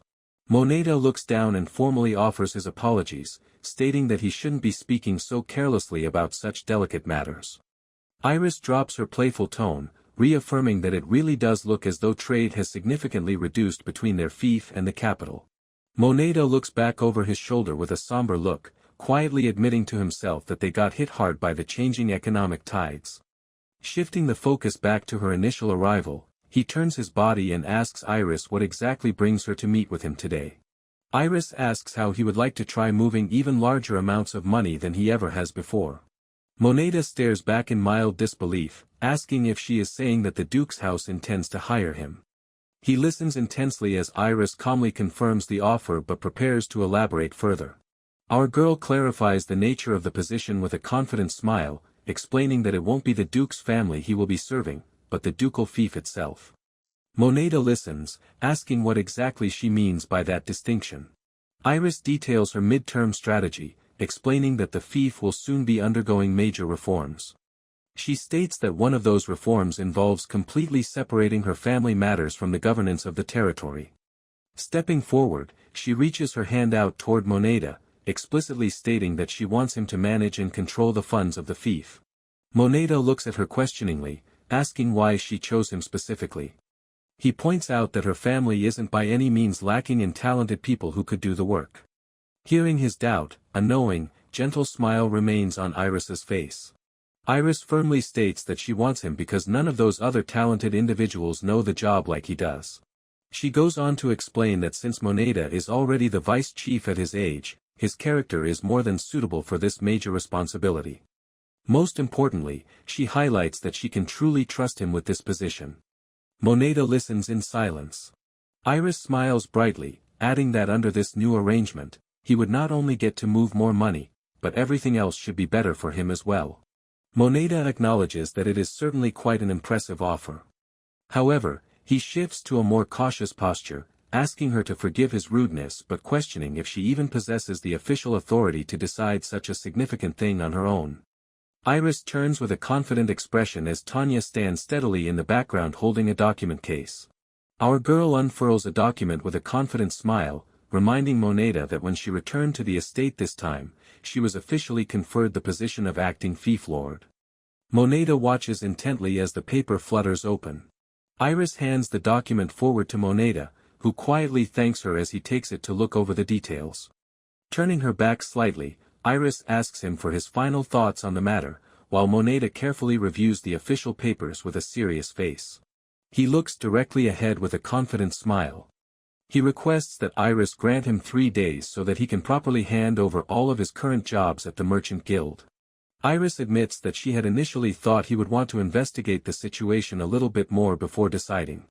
Moneda responds that decisiveness is an important quality for any merchant, which Iris praises as absolutely splendid. Iris sets the next step for their partnership, proposing that they meet 3 days from now at her home. Looking forward with a bright smile, she notes that she will be waiting for his arrival. Looking through a window, Moneda watches the carriage stand outside next to the estate grounds. He reflects silently on Iris's mid-term strategic plan. Looking down thoughtfully, Moneda acknowledges that he still owes her for picking him up in the past. However, he resolves that he will never let his private life interfere with his professional work, even though his current thoughts are deeply shaken. Iris steps back inside her carriage, leaving Moneda behind at the meeting spot. Watching her leave, Moneda realizes with complete astonishment just how deeply she understood the internal financial details of her own fief. He notes to himself that she is no longer the same person she was in the past. Adjusting his glasses, Moneda looks forward to their scheduled meeting 3 days from now. The sun shines brightly over a massive estate surrounded by a tall white stone wall. Inside a spacious office filled with mountains of paperwork, a footman named Sei opens the door and politely excuses himself as he enters. Sitting at her desk in the background, Iris looks up in surprise and asks Sei what the matter is. Carrying a heavy stack of books, Sei explains that he has brought additional documents sent over by Seabass, requesting that she look them over whenever she finds the time. Sei asks where he should leave the load, and Iris gestures toward the main table, instructing him to place them on top. As he walks forward, Iris reflects internally that Sei is one of the kids she personally picked up in the past, remembering that he used to be a very clumsy and shy boy with an adorable smile. Sei raises a hand to his chin and stammers out in quiet embarrassment, admitting that he was trying his best to act mature and composed like Seabass. Looking down with an anxious expression, Sei sheepishly asks Iris if the serious behavior did not suit him at all. Iris looks up with a pleasant, warm smile. She gently tells Sei that his assumption is not the case at all, but points out that his shoulders were simply much too stiff during his entry. Our girl stands behind her desk, advising Sei that if he stays completely tense all the time, everyone around him will immediately be able to tell, which will only cause the people around him to wear out as well.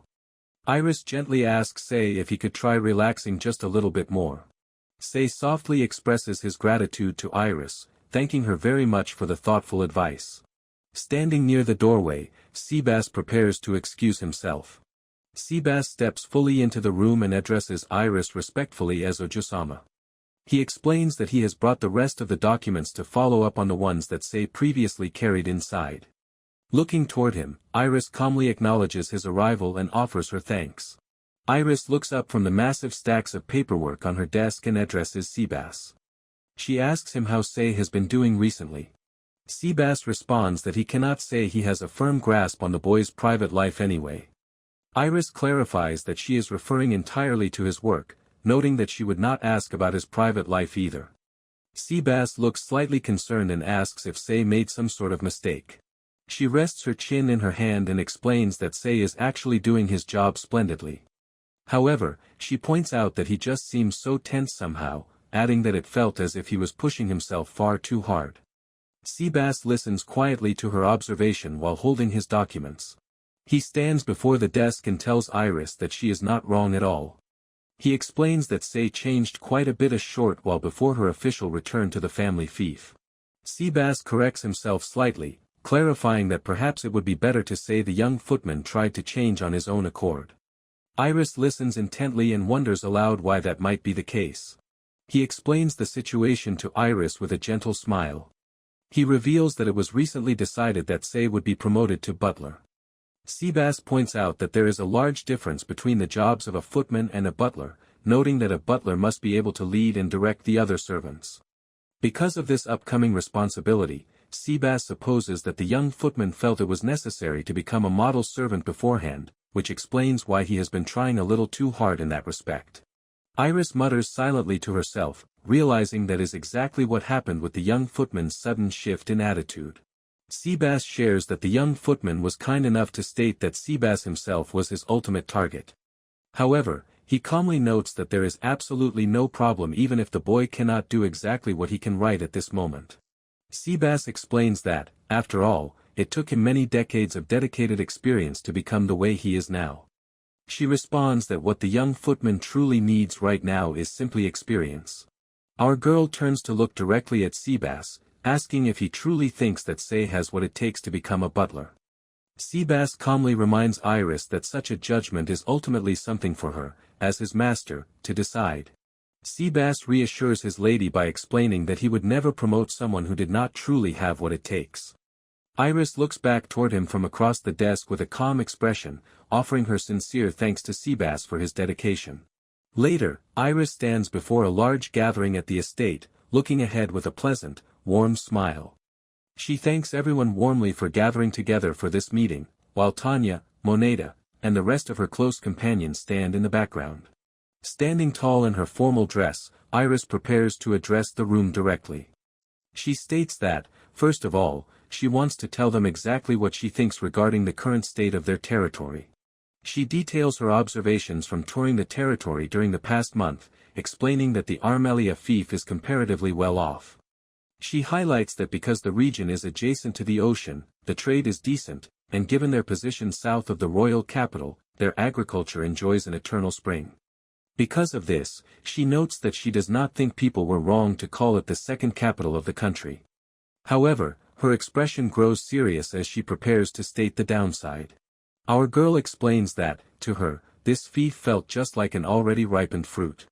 She points out that the already wealthy completely monopolize the wealth, leaving the poor with absolutely no chance to even crawl upwards, which makes standard competition entirely impossible there. Iris looks down with a sorrowful expression.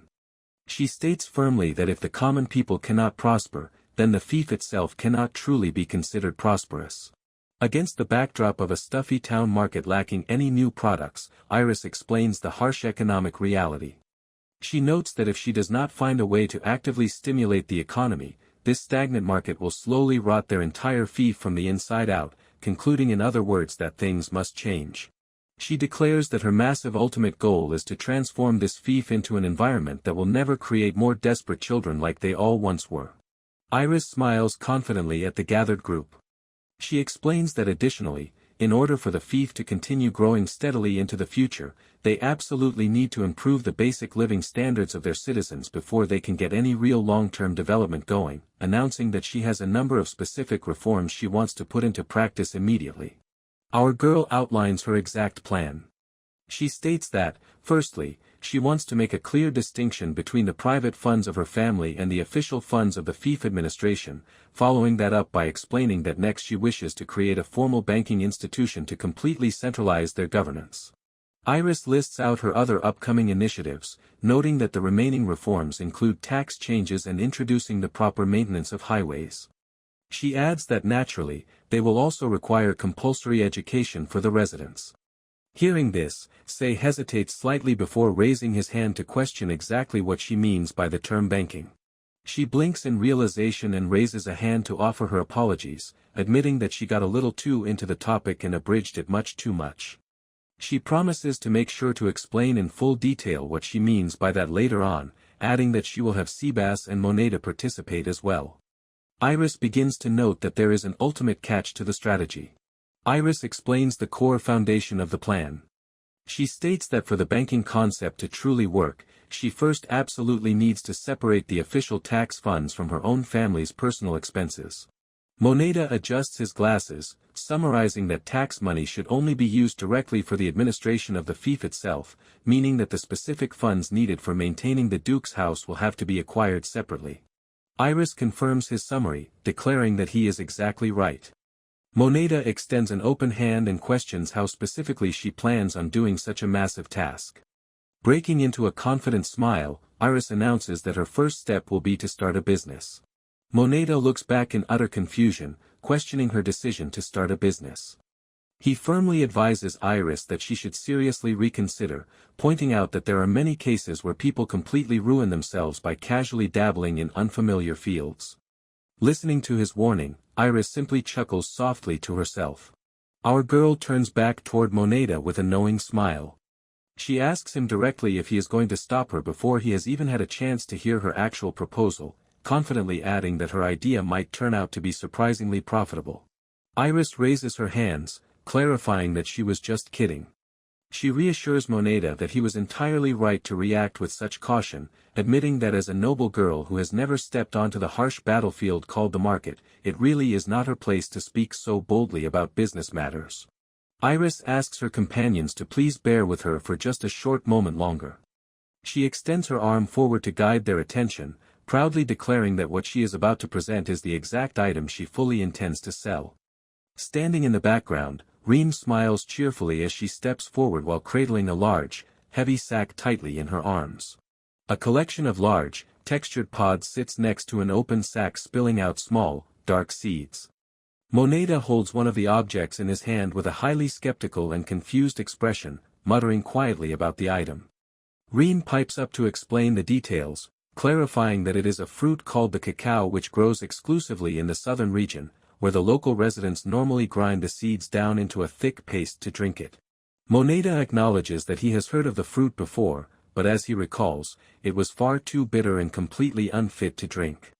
Iris smirks confidently, thinking to herself that they simply haven't processed it properly enough yet.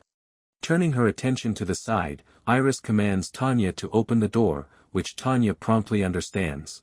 The door opens with a soft clatter as a woman politely excuses herself upon entering the room, announcing that she has brought exactly what Iris asked for.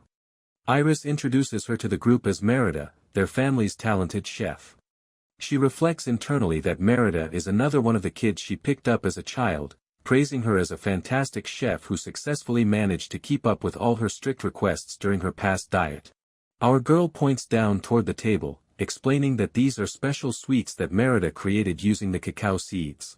A beautifully arranged box sits on the table, packed neatly with rows of rectangular chocolates alongside rows of round, powdered truffles.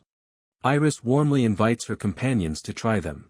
Sei pops a sweet into his mouth and gasps in pure delight, excitedly shouting about how yummy it is. Lyle tastes one as well, softly murmuring that it is absolutely delicious while Dida watches from the background. Pointing forward with a bright smile, Reem happily declares that she likes the round variety best, while Tanya touches her face thoughtfully and notes that she prefers the slightly more bitter option because it feels much easier on the palate. Iris takes a bite of the sweet and thinks to herself that it is certainly worse than the chocolate she would find in her old world. She continues her silent reflection, deciding that since this is a first in this world, she will give the creation a passing mark. Across the room, Moneda quietly samples one of the treats as well. Moneda notes with a sharp look that Iris has indeed created these treats with the cacao fruits. He looks at her attentively, acknowledging the potential of the new product. He asks Iris how she intends to price the new items. Iris explains that the processing manpower needs to be taken into account, as well as the sugar costs, meaning the price will be a little on the expensive side. Our girl details her target market, explaining that her customers are the nobility, so she will create and sell the items as premium food products. She adds that all of them will be based around the cacao fruit, allowing her to sell many different variations of the sweet. Iris looks at Moneda and asks what he thinks about her idea. Moneda smiles broadly under his glasses, declaring that it is a product nobody has ever seen before and stating that he thinks it is absolutely fantastic. He notes that it is highly advantageous that Iris already possesses a clear target demographic in mind. He crosses his arms confidently, adding that as long as the initial advertising goes well, things should proceed smoothly. Iris suddenly turns her focus forward, calling out to Sei. She explains that this brings her directly to her next major point. She smiles brightly and announces that she will leave it entirely to him to take care of the sales and management of the new business, explicitly stating that he will act as her hands and feet. Sei blinks in shock, pointing a finger at himself as he questionably mutters if she truly means him. Sei hesitates, suggesting it might be presumptuous of him to speak up, but stating his belief that Moneda would be a much better choice for the position. Iris firmly counters his doubt, declaring that it absolutely has to be him. She points out that since they are selling this product specifically to nobles, and since he already possesses extensive experience dealing directly with her family, he is perfectly suited for the task. She looks forward with absolute confidence, reassuring the young footman that she thinks he will be able to adapt to the role in no time at all. Sei firmly states that he understands the responsibility and declares that he will strive to meet all of her expectations. Iris addresses the room with a confident smile, stating that they will first off start by getting this business running. She reaches her arm forward and instructs Seabass to form an official contract with the southern village that produces the cacao beans, to which Seabass politely bows his head and responds that he understands. Turning toward her guards, Iris tasks Lyle and Dida with calculating the total personnel required to completely secure the trade road running between their family house and that southern village. Standing tall, Lyle readily nods and confirms that they will begin the task immediately. Iris turns her attention to the family chef and asks Merida if she could make a few more of these test treats. She promises to hand her some more distinct recipes later on, prompting Merida to smile brightly and cheerfully agree to the task. She adds to her instructions by telling Tanya that she will be writing a letter to Okasama, requesting that her head maid prepare the writing materials for her. Tanya looks up in mild surprise, repeating the mention of a letter to Madam.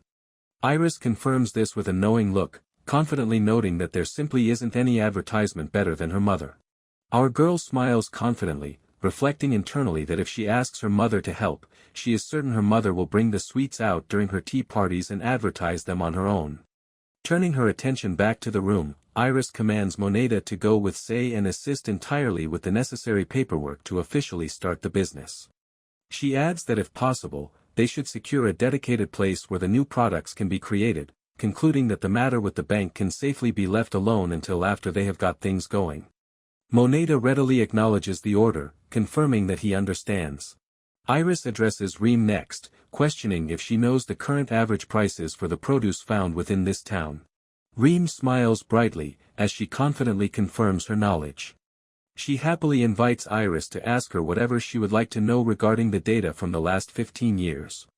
Beside her, Iris smiles in satisfaction at the thorough response. Iris extends an open hand forward, officially concluding the meeting by stating that she will be leaving these critical jobs to them.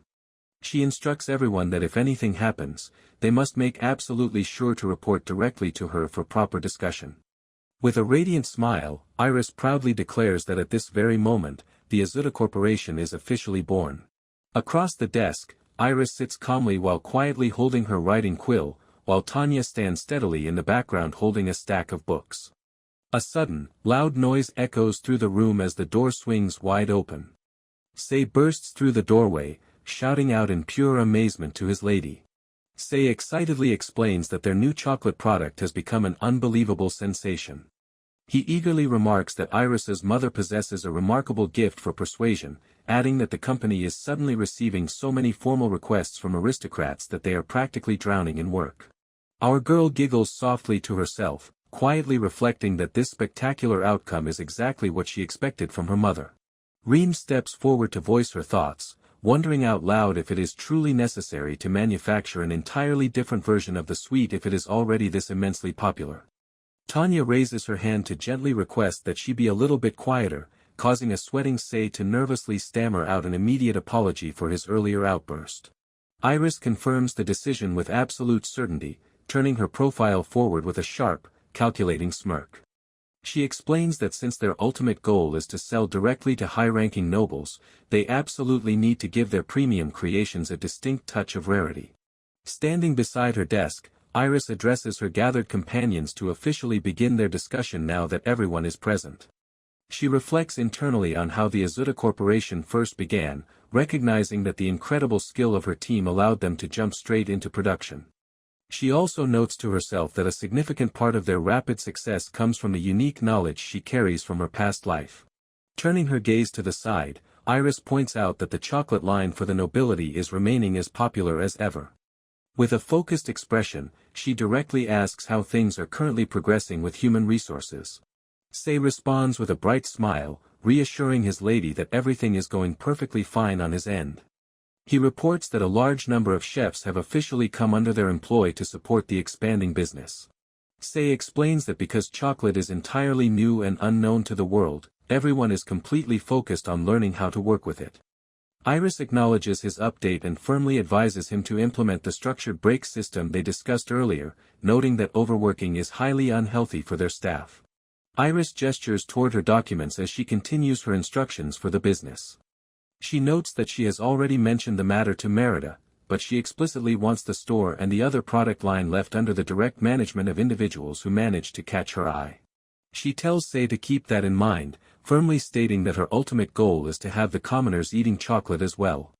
She shares her grand vision, explaining that once they secure the necessary human capital, everything will truly begin to move. She adds that she intends to sell these products completely outside of the royal capital, which leads her to consider starting an entirely new transport division for the company. Sei bows politely, acknowledging her command. Iris turns her direct focus toward Moneda to seek his guidance. She asks him how normal companies typically circulate their goods across the land. Moneda listens intently, carefully preparing his thoughts to answer her query. He explains that many smaller companies choose to handle transport entirely on their own, while larger corporations essentially do the same but with specialized guard escorts. Hearing his breakdown, a thoughtful expression crosses Iris's face as she realizes it might be an excellent idea to establish a similar system for themselves. Iris immediately assigns a critical task to Reem, asking her to find a solid transport route across the nation, ideally one with minimal elevation changes and a highly stable climate. She instructs her to determine exactly how long it would take to circulate goods through each distinct territory, while also calculating any relevant upkeep costs along the way. Iris further instructs Reem to discuss the necessary escort numbers directly with Lyle and to provide the final calculations for that as well. Looking completely puzzled, Reem wonders to herself what massive project they are actually starting this time. She casually notes that one could say they are actively promoting the entire trade industry. Iris commands Moneda to stay behind, explicitly declaring that it is officially time to discuss the banking system.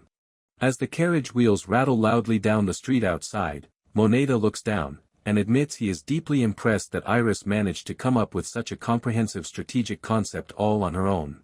Sitting steadily on the sofa inside the moving carriage, Iris looks across at her companion and asks if he is specifically referring to her banking initiatives.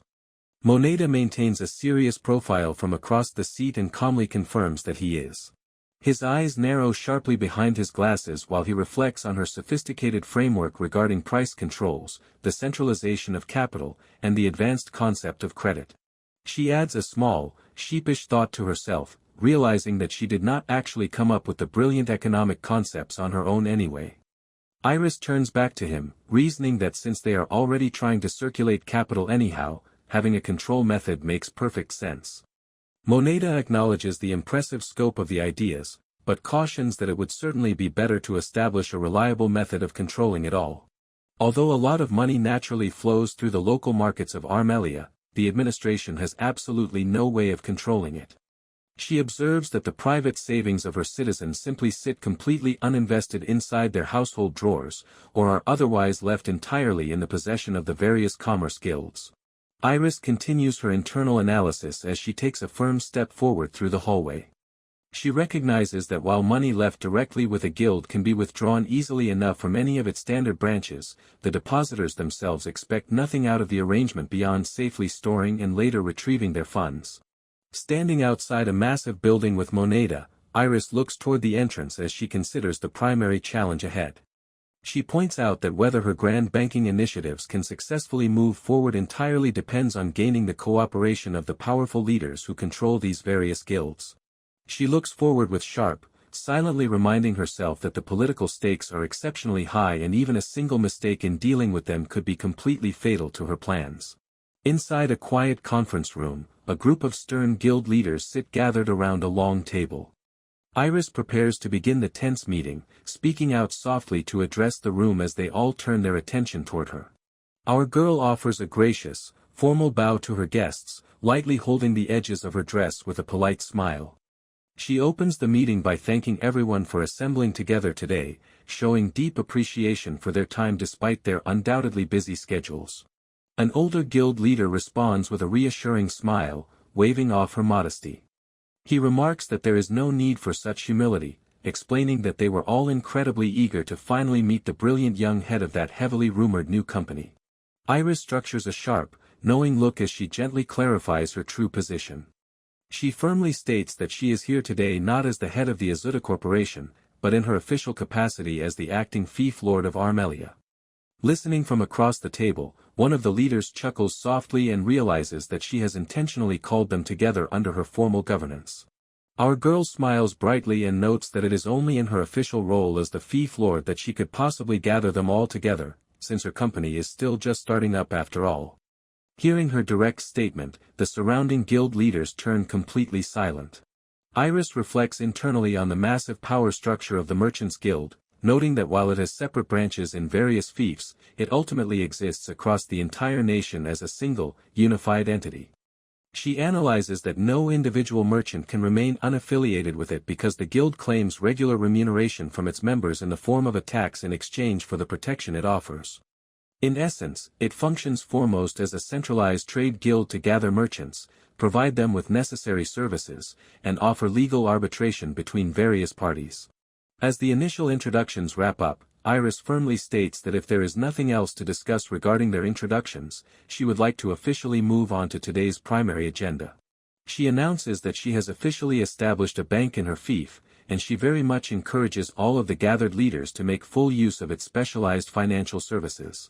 One of the guild leaders rests his hand against his chin in deep thought, politely offering his apologies while directly asking if Iris could explain exactly what this institution is. Iris extends her arm to clarify the concept, stating that, to put it simply, it is a more advanced form of the capital storage system presently maintained by the Merchants Guild. She explains that the bank's primary functions are threefold, consisting of accepting deposits, facilitating transfers, and financing loans. The guild leaders exchange uncertain glances, a visible drop of sweat forming on their faces as the unfamiliar economic concepts sink in. One merchant admits with a frown that he cannot quite say he fully understands it, prompting the merchant beside him to directly ask if Iris could perhaps explain the mechanics further. Iris begins her thorough explanation by addressing the first function, which is accepting deposits. She smiles with complete confidence as she walks the guild leaders through the foundational mechanics of her system. Our girl points out that organizations and individuals have long been able to deposit their money with the Merchants Guild, but she fully intends to have her bank system take over this exact function. She highlights that the massive cost alone of securely guarding physical money should be incentive enough for the Merchants Guild to hand this responsibility over in exchange for distinct benefits. Shifting directly to the second function, Iris explains that the banking system will also be capable of setting up dedicated accounts for individuals while organizations act as the central intermediary for fund settlements. The older guild leader nods slowly, summarizing that in the event that two separate trading parties both have their money deposited at the bank, a transaction can be fully completed without any physical withdrawal of the money, concluding that it serves as a powerful way of increasing both security and everyday convenience. Another guild leader wrinkles his brow in deep concern, directly questioning if such an arrangement is truly safe for their assets. He voices his hesitation by noting that there will inevitably always be an undeniable element of risk whenever they are dealing with large amounts of money in this manner. Iris addresses the room, stating that she has of course already considered this exact risk beforehand. She clarifies her security measures, explaining that all funds stored in the bank will be heavily protected by her family's direct military forces. Pointing out toward her trusted guards, Lyle and Dida, who stand watch outside the grand estate. Iris guarantees the top-tier quality of her forces. She adds that she intends to employ the very same guards the Merchants Guild currently uses, ensuring they undergo the rigorous training her family's personnel complete. Reassuring her audience, Iris smiles warmly and advises them not to worry because her elite guards will swiftly eliminate any potential offenders if an illegal incident ever threatens the funds. Hearing this, one of the guild leaders hums thoughtfully to himself while the merchant beside him questions how the bank intends to handle the specific matter of loans. She explains that the deposited money will be actively loaned out to other individuals, describing the mechanism simply as a system of lending out capital to stimulate growth. She details that while borrowers must pass exceptionally rigorous screening conditions to qualify, satisfying those demands will grant them direct access to additional funds whenever they decide to undertake a new commercial venture. Looking on with narrow, calculating eyes, the senior guild leader absorbs her thorough explanation and quietly murmurs that it is certainly an interesting service. Iris stands tall and lists the core features of her banking institution, describing it as a reliable system that allows users to withdraw deposited money at any given time, settle various funds, and borrow capital whenever required. She adds that because the bank remains under the direct protection of her household, they will always have plenty of capital, making their guarantee of financial safety contingent only upon the survival of her family.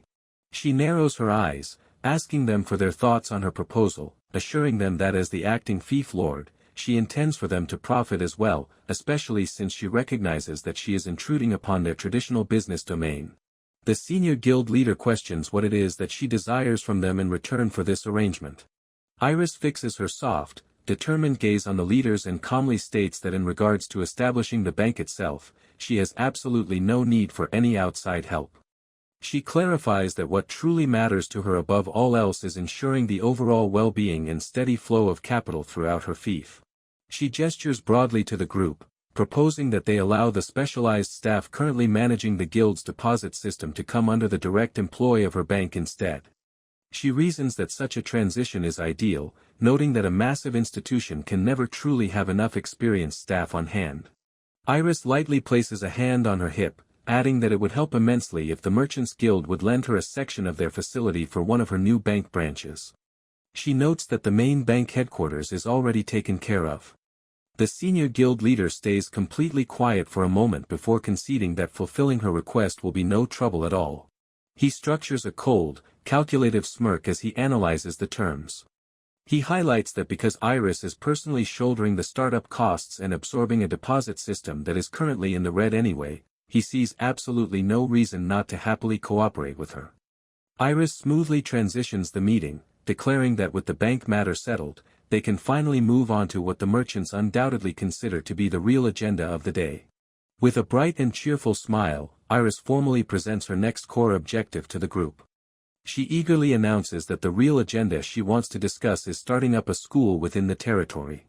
One of the guild leaders leans back thoughtfully against his hand, asking if she intends to establish an institutional structure like the one currently operating in the royal capital. Iris immediately counters his assumption, directly stating that this is not her plan at all. She explains that there is absolutely no meaning to creating yet another exclusive social gathering space for elites. She clarifies that her vision involves creating an elementary branch designed specifically to teach basic reading, alongside a separate, advanced branch that will focus on teaching more complex and practical skills to the students. Our girl declares that the elementary branch will be completely mandatory for all citizens of the fief, adding that she intends to fund it entirely through official tax revenues. As a sudden clamor of surprised voices erupts among the gathered merchants, Iris focuses on her guests and explains that what she truly wishes for their help with is supporting the advanced branch. Iris explicitly outlines the areas where their partnership will be needed, stating that she would deeply appreciate their direct assistance with funding, providing equipment, or supplying necessary training resources. One of the guild leaders questions Iris directly, asking why she needs their specific assistance and suggesting she simply take out a loan from her newly mentioned bank instead. Iris responds with a confident smile, countering that the public trust in her bank is strictly tied to the stable tax revenues her family collects. She adds that if she fails to maintain that careful balance, the entire financial institution would collapse in no time. The guild leaders push back further, with one noting that she makes a fair point while another suggests she should simply postpone the school initiative entirely until she has gathered enough resources on her own. Hearing their hesitation, Iris assumes a fierce expression, declaring with absolute certainty that their citizens are a precious resource and asset. She gestures toward the room as she continues her explanation, stating that cultivating the inherent abilities of the citizens will ultimately bring immense prosperity to the fief itself. Because of this strategic vision, she stresses that she must establish the school as soon as humanly possible, leaving the surrounding merchants to look on with thoughtful expressions. Iris declares that it would be an absolute waste not to actively improve the capabilities of their people. The gathered guild leaders fall into a complete, dead silence as they carefully process her words. One of the merchants breaks the heavy silence by asking what exactly this school would teach, to which Moneda steps forward with papers in hand, stating that the query is fully answered in the handouts he is distributing. Upon receiving the documentation, another guild leader looks down at the text, his eyes instantly widening in sheer shock and absolute disbelief as he reads the contents. Reading down the handouts, he stammers out the subjects in utter disbelief, pointing out that the school aims to cover agriculture, administration, accounting, and even medicine. Another guild leader gasps that such a plan is completely impossible. Standing across from them, Iris smiles calmly and confirms their reading with total confidence. She structures a pleasant smile and emphasizes that medicine is the most critical subject among them all. She reflects internally that the professional doctors of this world are entirely monopolized by the royal family and the high nobility, meaning almost none of that vital healthcare knowledge has ever been allowed to spread beyond them. She recalls that each major city has a designated doctor, but they cannot possibly compare to the elite physicians employed by the nobility. She notes that while the church gives medical examinations on the side, their active numbers have been decreasing, leaving the villages she visited on her inspection tour with no town doctor and forcing rural citizens to rely solely on dubious magic. Enraged by her proposal, a guild leader completely loses his temper and yells across the table, aggressively asking if she is being entirely stupid. He leans forward with a furious, sweating profile and barks out that doctors are only considered precious to society because they are rare. The irate guild leader demands to know if Iris even understands the weight of what she is saying, while the surrounding merchants look on in stunned silence. She firmly declares that their absolute focus should be protecting the people of Armelia. Iris directly counters the merchant by asking if he honestly believes they possess a sufficient number of doctors to properly serve the current population. Iris asserts that human lives are not merely something to be calculated on a balance sheet, meaning that actively spreading medical knowledge is unequivocally the correct choice. Glancing down at the quiet table, Iris notes that this development should naturally come as excellent news to certain people in the room. Our girl highlights the massive commercial potential of her strategy, pointing out that establishing more doctors will inevitably lead to advanced medical research, new knowledge, and a surge in new medicines.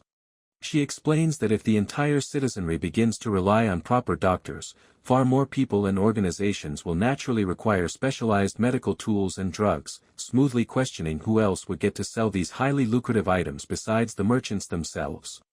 Hearing her breakdown, one of the guild leaders rests his chin on his hand, thoughtfully recognizing the immense profit to be made. Shifting smoothly to her next major subject, Iris instructs the gathered group to turn to the third page of their handouts to examine the upcoming accounting course.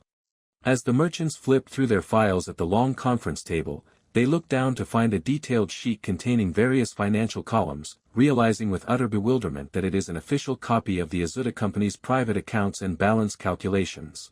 A bead of sweat forms on a guild leader's face as his eyes narrow in complete, startled shock at the revolutionary financial layout. He urgently calls out for Iris to explain the advanced structure, to which Iris calmly declares that what they are looking at is a specialized system she calls double-entry bookkeeping. She explains the exact mechanics of the system, illustrating how separating the accounts into two distinct categories allows an organization to clearly track total funds, product stock, and sales. She points out that by organizing data this way, one can instantly see the company's precise profits and equity, making it a simple matter to observe exactly how revenue is being utilized. Iris announces that she is thinking of making this bookkeeping system completely mandatory across the territory, requiring all businesses to officially submit these calculated reports. Looking on with a deeply serious and calculating expression, the senior guild leader rests his chin in his hand and directly questions what she intends to do with all of this sensitive financial information. She structures a confident smile as she details her upcoming strategy. She explains that these submitted records will be directly utilized whenever a business wishes to take out a formal loan from the bank, as well as providing the foundational data for the new tax system she intends to implement across the fief. Our girl reflects internally on how much the existing financial practices of this world initially caught her off guard. She notes to herself that one thing that deeply surprised her old self was the crude, unstandardized system currently being used for calculating commercial balances. Iris gestures toward her advanced financial charts, detailing how the new system utilizes standardized balance sheets to track equity and profit and loss statements to clearly calculate earnings. She reflects on her shock that such a convenient method was entirely unknown here, noting that the traditional methods kept balances completely unstandardized. Driven by her background as a staunch believer in capitalism, she resolves to make it a strict legal requirement for businesses to record their daily activity with this bookkeeping system to properly audit the financial state of each company. She details her overarching economic plan to the room. She proudly declares that she fully intends to reform the current tax system by completely replacing standard head taxing with a tax rate based directly on the financial documents businesses submit under the new double-entry bookkeeping system. She observes that by utilizing the double-entry bookkeeping system alongside the direct intuition and decades of experience provided by the guild leaders, the territory's finances will become entirely transparent. The senior guild leader fixes his eyes directly on Iris, firmly stating that he absolutely cannot ignore her sudden mention of a total tax reform. He questions if Iris truly possesses the official authority required to execute a massive reform of the territory's tax system.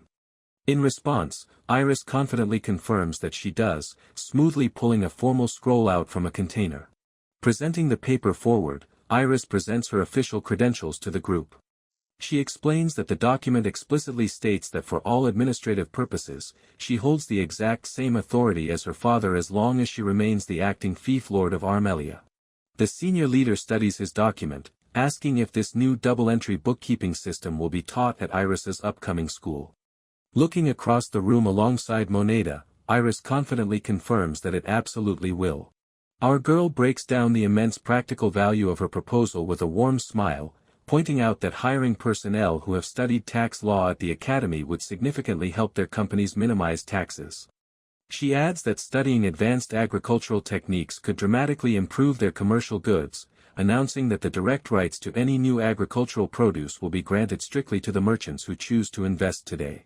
The senior guild leader listens in silence, a look of quiet exhaustion on his face as Iris notes that the arrangement shouldn't sound bad to them at all. Ultimately raising his hands in defeat, the merchant admits that the plan would bring them massive profits, prompting Iris to offer her sincere thanks for his understanding. With a bright and welcoming smile, Iris prepares to bring the main session to a close, thanking everyone for taking time out of their busy schedules to attend. She invites those who still carry an active interest in the upcoming ventures to remain behind in the room. As the main doors click shut, Iris looks across the long conference table in pure astonishment, holding a hand to her face with wide eyes. She mutters in complete surprise to Moneda and the remaining guests that she did not expect so many of them to stay behind.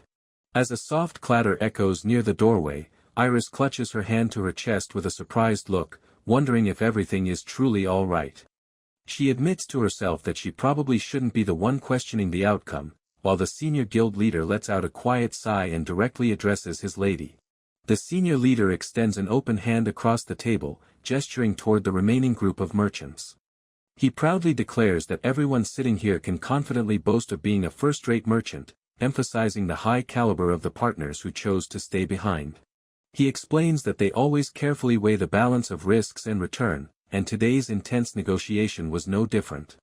Looking directly at Iris, he firmly states that her strategic proposal represents a massive commercial chance that they simply cannot allow to escape. He admits that they would have abandoned her without a single thought had she been any other young girl speaking of idealistic dreams and simple fairy tales. However, he emphasizes that today's meeting completely proved to them that she is nothing like that. Iris listens intently with wide, focused eyes as the merchant continues his praise. He highlights that she fully demonstrated her incredible capability through her establishment of the Azuta Corporation, noting that she managed to overtake them in no time at all. He concludes that their decision to stay behind today is purely an investment in her undeniable talent. Iris smiles warmly at her companions, her eyes filled with appreciation as she softly acknowledges that they all bring her a deep sense of pride. The two leaders firmly seal their contract, their hands locking together. Iris reflects that it is none other than these first-class merchants who have successfully been keeping the entire fief afloat all this time. Later, Moneda asks Iris if she truly understands what fear is. Iris looks away with a slight pout and a nervous expression, whispering back that his comment is incredibly rude. Sitting inside the moving carriage, Iris admits that she was actually feeling quite nervous herself. Moneda states that it certainly did not look that way from the outside. She gestures with his hand and adds that he never imagined she would just boldly jump straight into talking about business like that. Outside, the carriage continues to clatter past the town buildings while a small flock of birds flies through the sky. From inside the vehicle, Iris asks Moneda exactly why he called her out today. Moneda responds that it was to give her a direct progress report on the banking initiatives, to which Iris lightly points out that he still went through with it anyway. Moneda quietly mutters that his previous concern is not at all what he actually meant. Moneda suggests that they should instead postpone the highway maintenance and reallocate those specific funds to support the school, directly questioning why they are not simply using bank loans to fund the academy. Looking out the carriage window, Iris firmly argues that trade and the steady circulation of goods are an absolute necessity for the fief. She continues her explanation, noting that circulating goods will naturally circulate money as well. Because of this economic reality, she emphasizes that repairing the roads must be done as quickly as possible to bring true wealth to the common people. She states that this improvement will ultimately make it much easier for families to send their children to school. The primary school will be completely free for the children. The further one travels into the rural areas, the less likely families are to sacrifice the small amount of household labor they can actively get from their children. One effective strategy would be to use the excuse of government spending to distribute funds directly among the populace. Iris reasons with total confidence that the people are not stupid and will swiftly realize that they benefit from the new roads as well. She continues her explanation, pointing out that once trade successfully improves, there will be significantly more work available for the commoners. She concludes that this development will directly help their wallets, and the better their wallets are, the more likely it is that they will send their children to school, meaning there is absolutely no downside. Moneda adds that another major part of the strategy is to actively improve goodwill for the ducal family by directly handing over the rights to the new premium products. From across the seat, Iris offers a knowing smile and firmly confirms that his assessment is exactly right. She chuckles softly to herself, smiling as she notes that this reaction is exactly what she wants the guild leaders thinking in order to get them to go along with her ideas. The scene transitions to the outside as the carriage passes by the grand estates under a cloud-filled sky. Iris structures a confident smirk, as she states that she will simply establish herself so firmly that absolutely none of them can shake her current position. Moneda narrows his eyes and holds his chin in deep thought, amazed that his lady has already managed to think that far ahead into the future. Iris asks him if he truly thought she was not thinking about anything at all. Moneda quickly raises his hand defensively with a sweating face, nervously clarifying that he did not mean anything so extreme. Hearing his frantic excuse, Iris snickers softly and shifts her attention forward to wrap up their discussion. Our girl explicitly commands Moneda that as soon as he returns, he must immediately head for the corporate headquarters to start the direct operations for the bank, following that up by instructing him to secure the necessary funding required for the highway maintenance. Moneda bows his head with a confident smile and readily declares that she can leave the entire matter to him. Iris, looking thoughtful as she remarks that things are definitely going to be busy from now on. Moneda fixes his glasses, quietly adding that this frantic pace is just what he wanted. Time passes as multiple projects take shape across the fief, showing laborers busy with road construction, the Grand Bank building fully erected, and official transactions taking place at the counters. At her desk, Iris lets out a soft sigh as she holds a quill to write down her next administrative strategies on a sheet of paper. Sitting at her desk stacked high with documents, Iris holds her quill and notes that their bank has successfully gained quite a large presence in the city. Seabass stands nearby holding an official report. She adds that the next logical challenge will be expanding its financial influence completely beyond the city borders. Seabass reports that the progress on the banking institution is proceeding exactly as planned and the high school has officially been constructed as well. He looks up at his lady and remarks that this is an incredibly smooth start for their initiatives. Our girl smiles gently as a knock echoes at her office door. She softly acknowledges Seabass's words but notes that the road ahead might still be quite long until they can successfully get all of the common children attending the primary school. The door opens with a soft clatter as Tanya enters the room carrying a new stack of documents. She politely excuses herself and informs Iris that she has brought the specific administrative forms that her lady needs to look at. Iris continues writing at her desk next to her ink jar, offering her thanks and asking Tanya to leave the papers over there. Tanya stands quietly in place holding the files, remaining silent. Tanya looks down with a deeply concerned and hesitant expression. She softly speaks up to suggest that it might be much better if Iris took a little holiday. Our girl rests her hand near her face and listens as Tanya explains her deep worry. Tanya points out that it has already been half a year since they originally established the bank, yet Iris has not taken a single break from her grueling workload. She explains that she is actively gathering a new group of officials to manage the fief as they speak, reasoning that once she has this formal bureaucracy running smoothly, she should have a lot less work to handle entirely by herself. Iris turns to Tanya with a reassuring smile, offering her sincere thanks for caring so deeply about her well-being. She reflects silently that over the last half-year, her personal workload had indeed increased exponentially. Iris notes that in order to successfully reduce her heavy workload, she was hastily increasing the total numbers of government officials across the land. She breaks down the structure into 5 separate ministries of governance that she absolutely needs to work in tandem. These core branches consist of the law, or codice, construction, or arquitecto, people, or avid, education, or AIO, and stock, which is known as the Borsa. Iris visualizes the complete framework of her administrative divisions. She details that the Borsa includes tax matters and will be responsible for calculating the expenditures of each of the other ministries, meaning she will need thorough discussions with them if she wants to implement her tax reform successfully. She outlines that the avid is responsible for administering the populace, including performing the census, while the codice is responsible for creating and adjusting the laws of the fief. Furthermore, the arquitecto will be responsible for civil engineering such as the establishment of roads or other public facilities, while the AIO serves as the direct equivalent to a Ministry of Education, Science, and Culture. Finally, at the absolute top of this entire system stands Iris herself, operating in her official capacity as the acting fief lord. A loud clock gong echoes repeatedly through the quiet room as the time changes. Sitting alone at her expansive desk stacked with books and documents, Iris raises her arms and stretches out her back with a soft groan to relieve the tension from sitting for so long. Iris lets out a heavy, exhausted sigh as she gathers a strand of her hair in her hand. She reflects quietly to herself that she is incredibly tired, deciding that perhaps it would be a good idea to finally leave her desk and go refresh herself. Iris relaxes in a warm, steaming bath, letting out a satisfied smile. Tanya asks how the temperature is, and Iris brightly responds that it is absolutely perfect. Tanya gently splashes the water and encourages Iris to relax completely so the weariness of her long day can finally disappear. Iris rests against the edge of the tub, offering a quiet word of thanks.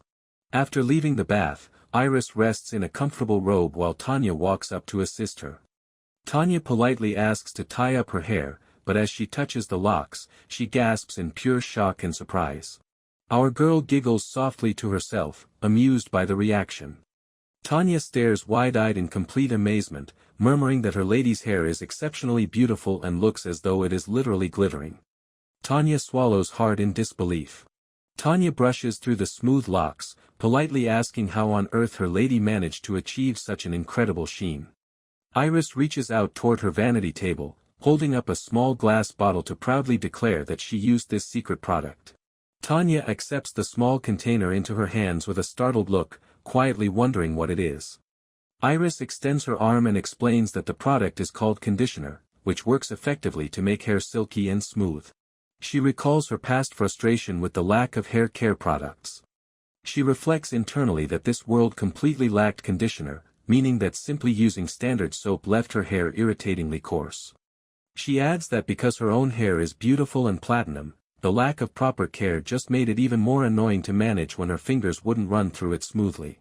Iris silently notes that it is strictly in the basic nature of humans to invent things to fulfill their daily needs. Because of this drive, she decided that it was entirely worth finding the extra time over these past few months to create this specific product, spending a lot of personal time and effort to get it right. Tanya looks closely at the bottle in amazement, gasping softly that it is even rose-scented and praising her lady's creation as absolutely wonderful. Iris sits back, casually asking if she should simply give it to her. Hearing this unexpected offer, Tanya flinches in complete surprise. Tanya blushes deeply as she cradles the precious bottle tightly in her hands. She hesitates out of courtesy, murmuring nervously that her lady really shouldn't, while eagerly asking if she truly is allowed to have it. Our girl smiles warmly and reassures her companion, explaining that she can easily make more of the product at any time. Hearing this, a blushing Tanya gazes at the bottle in her hands and shyly mutters that she will take just a little. Later, 3 young maids peer out from behind a wall, whispering to each other as they watch Iris and Seabass walk down the hallway. They eagerly observe that Iris's hair is completely different from before and looks incredibly shiny, while noting that lately Tanya's hair has been looking a bit different too, concluding that there must be some secret behind it. Suddenly, the young maids jump in startle as Tanya appears right behind them. She looks at them with a stern expression and firmly questions if they are currently off shift. The maids immediately crowd around Tanya, complaining loudly about her sudden interruption. They demand to know the truth about Iris's hair, eagerly asking why it suddenly became so sparkly and if she used something special on it. The maids continue to push, insisting that if she got her hands on something good she needs to share it. Tanya sighs deeply, firmly reminding the girls that they are all in the middle of their work shift and warning them that the head maid will be furious if they do not return to their jobs. Iris peeks out from a nearby doorway. The maids continue to argue directly with Tanya, explaining that even if they cannot make themselves look as pretty as Iris, they at least want their own hair to look a bit better. Tanya remains completely silent with a sweat drop as Iris steps out into the hallway and softly asks Tanya if she is busy. Upon seeing Iris, the surrounding maids gasp in sudden shock, nervously crying out to their young lady. Iris waves her hand, apologizing softly to the group for interrupting them. The maids quickly offer a polite bow to excuse themselves, apologizing for being so noisy in the hallway. Iris responds with a gentle smile that they do not have to be so polite, while her long, silky hair catches the attention of the surrounding maids who look on in pure fascination. One of the curious maids steps forward and questions Iris about her hair. The maid stammers out an immediate apology for being rude, but admits that absolutely all of the maids are actively talking about how beautiful Iris's hair is. Iris gasps in realization and flashes a bright, happy grin, pointing a finger upward as she confidently reveals that she has been using conditioner. The word conditioner echoes across the corridor as the listening maids absorb the unfamiliar term. Iris gestures broadly to the group and asks the girls if they would like to try some of it too, prompting the gathered maids to cheer loudly in pure delight while a startled Tanya looks on to question if this arrangement is truly alright. Standing at a distance down the corporate hallway, Moneda, Lyle, and Dida observe the lively commotion among the maids with silent astonishment. Dida sweats nervously at the sight, muttering that the girls have truly gone rabid. Lyle stands beside him with a calm smirk, noting that the pursuit of beauty can indeed be a terrifying thing, while a calculating Moneda adjusts his glasses and confidently states that this new hair product will definitely sell, concluding that they had better have the Azuta company prepare it immediately. Later in her private office, Seabass arrives to formally address his young lady. Iris looks up from her desk in surprise, asking Seabass what is wrong and noting that she thought she was supposed to see him later on. Sweating slightly, Seabass reports that he just received a formal notification that the Lady Duchess will be arriving this very afternoon, causing Iris to gasp out in utter shock regarding her mother's sudden visit. Iris rests a finger, sweating slightly as she reflects that her mother had not mentioned anything like an immediate visit in her previous letter at all. Seabass stands nearby with a serious expression, calmly waiting for his instructions and asking what his explicit orders are regarding the matter. Seabass politely acknowledges the situation, confirming his understanding while Iris continues to ponder the unexpected turn of events. Our girl immediately takes charge and issues a series of detailed preparations to her butler. She commands Seabass to make sure that the foyer, the dining room, and her mother's private room are thoroughly cleaned up, adding that roses should be placed in the foyer right after.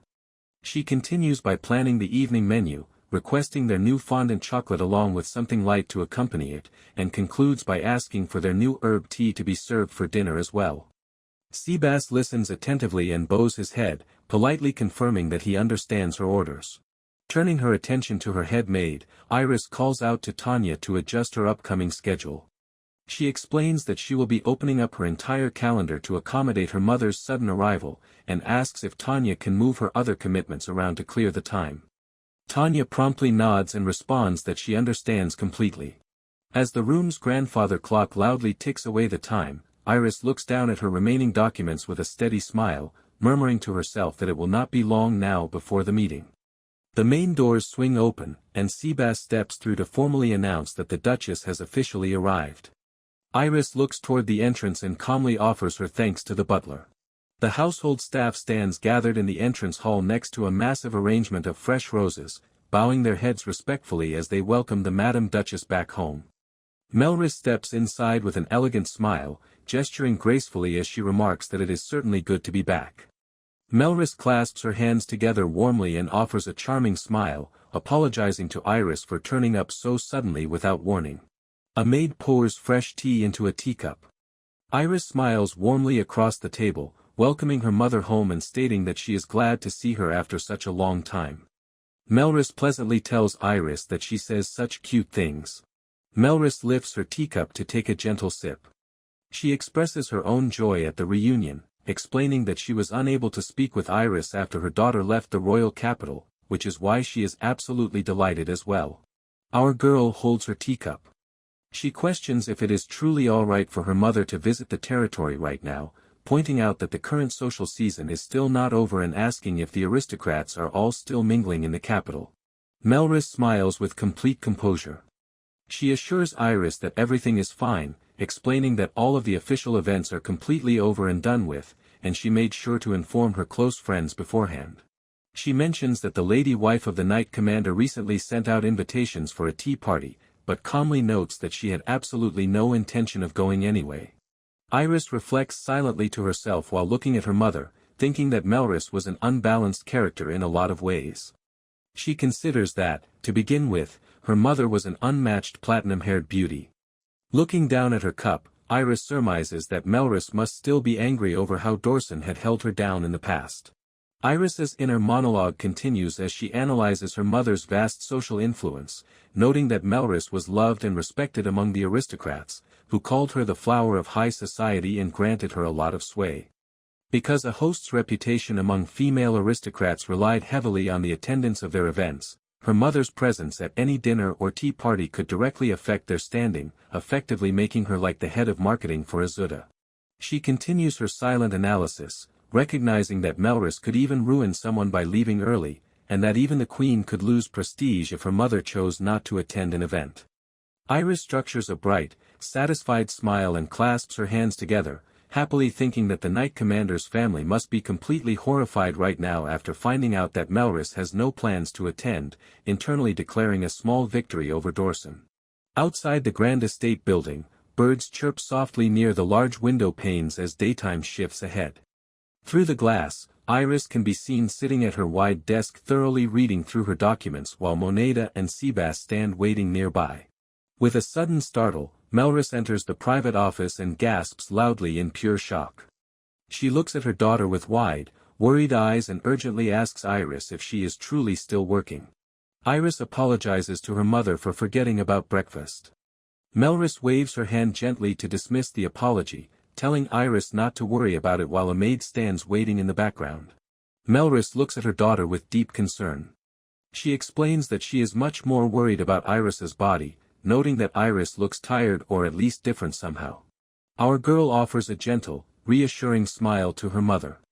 She insists that she is fine, adding that she has not collapsed yet and is actually really enjoying her work. Iris turns to her mother and suggests that Melrys go have breakfast first, mentioning that they are serving chocolate croissants today. Melrys stands by the door looking a bit puzzled, admitting that it sounds fine but curiously asking what exactly that food is. Our girl explains that the food is basically bread with chocolate inside and notes that it is a brand new product from the Isekai'd company. Hearing this, Melrys claps her hands together excitedly and happily remarks that it sounds delicious. Melrys decides that she will wait for her daughter after all. Iris happily responds that she will try to finish up her administrative duties as quickly as she can. Melrys relaxes comfortably in a large armchair, holding a warm teacup as a nearby maid serves refreshments from a cart. Across the room, Iris stays firmly focused on her duties, working alongside Seabass at her document-laden desk. Iris drops a document onto her desk, pointing out a mistake in the calculations to Seabass and asking him to correct it for her. She adds that she is also rejecting a current budget request, instructing her butler to cut the expenses down further wherever possible, which Seabass promptly acknowledges. Iris then shifts her focus, directly asking how the Arquitecto project is currently going. Seabass reports that the development of the town halls is coming along nicely, as are the roads. Iris acknowledges the update but notes that she wants more specific details, commanding Seabass to tell them to officially submit a report. She continues her firm directives, explicitly instructing Seabass to remind them to prioritize the creation of the census. She requests that they have at least the fief capital's data fully completed before they finish repairing the roads, prompting Seabass to bow respectfully and confirm his understanding. She turns her attention to Sei, requesting this morning's official report for the Isekai'd company, which Sei promptly hands over to his lady.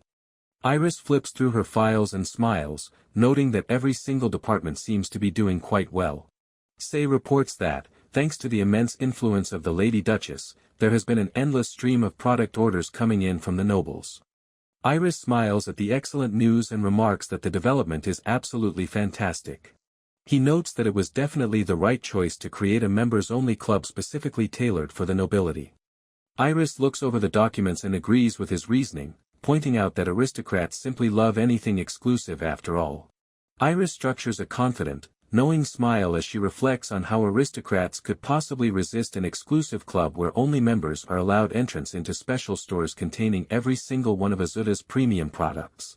She notes that, compared to its early inception, the Isekai'd company now trades in many more fields than before and has even expanded to include a thriving branch inside the royal capital. Merida happily brings out a plate of food, announcing that it is completely ready. The company's expansion started with their signature chocolate, but besides confectioner items, they quickly added a new café service, opening an expensive establishment that the rich and blue-blooded could patronize during their visits alongside standard stores accessible to commoners. On top of that came their highly successful beauty products, including the new hair conditioner and various lotions. Despite being priced a bit high, these items quickly managed to become incredibly popular in both aristocratic and commoner households alike. Sei handles a stack of paperwork, planning out his next tasks in his head. He notes that he will need to let the builders and developers know that Iris intends to visit them for talks on building materials. He adds that he must also deal with the samples for the beauty products and have the account books for each store sent directly to Iris.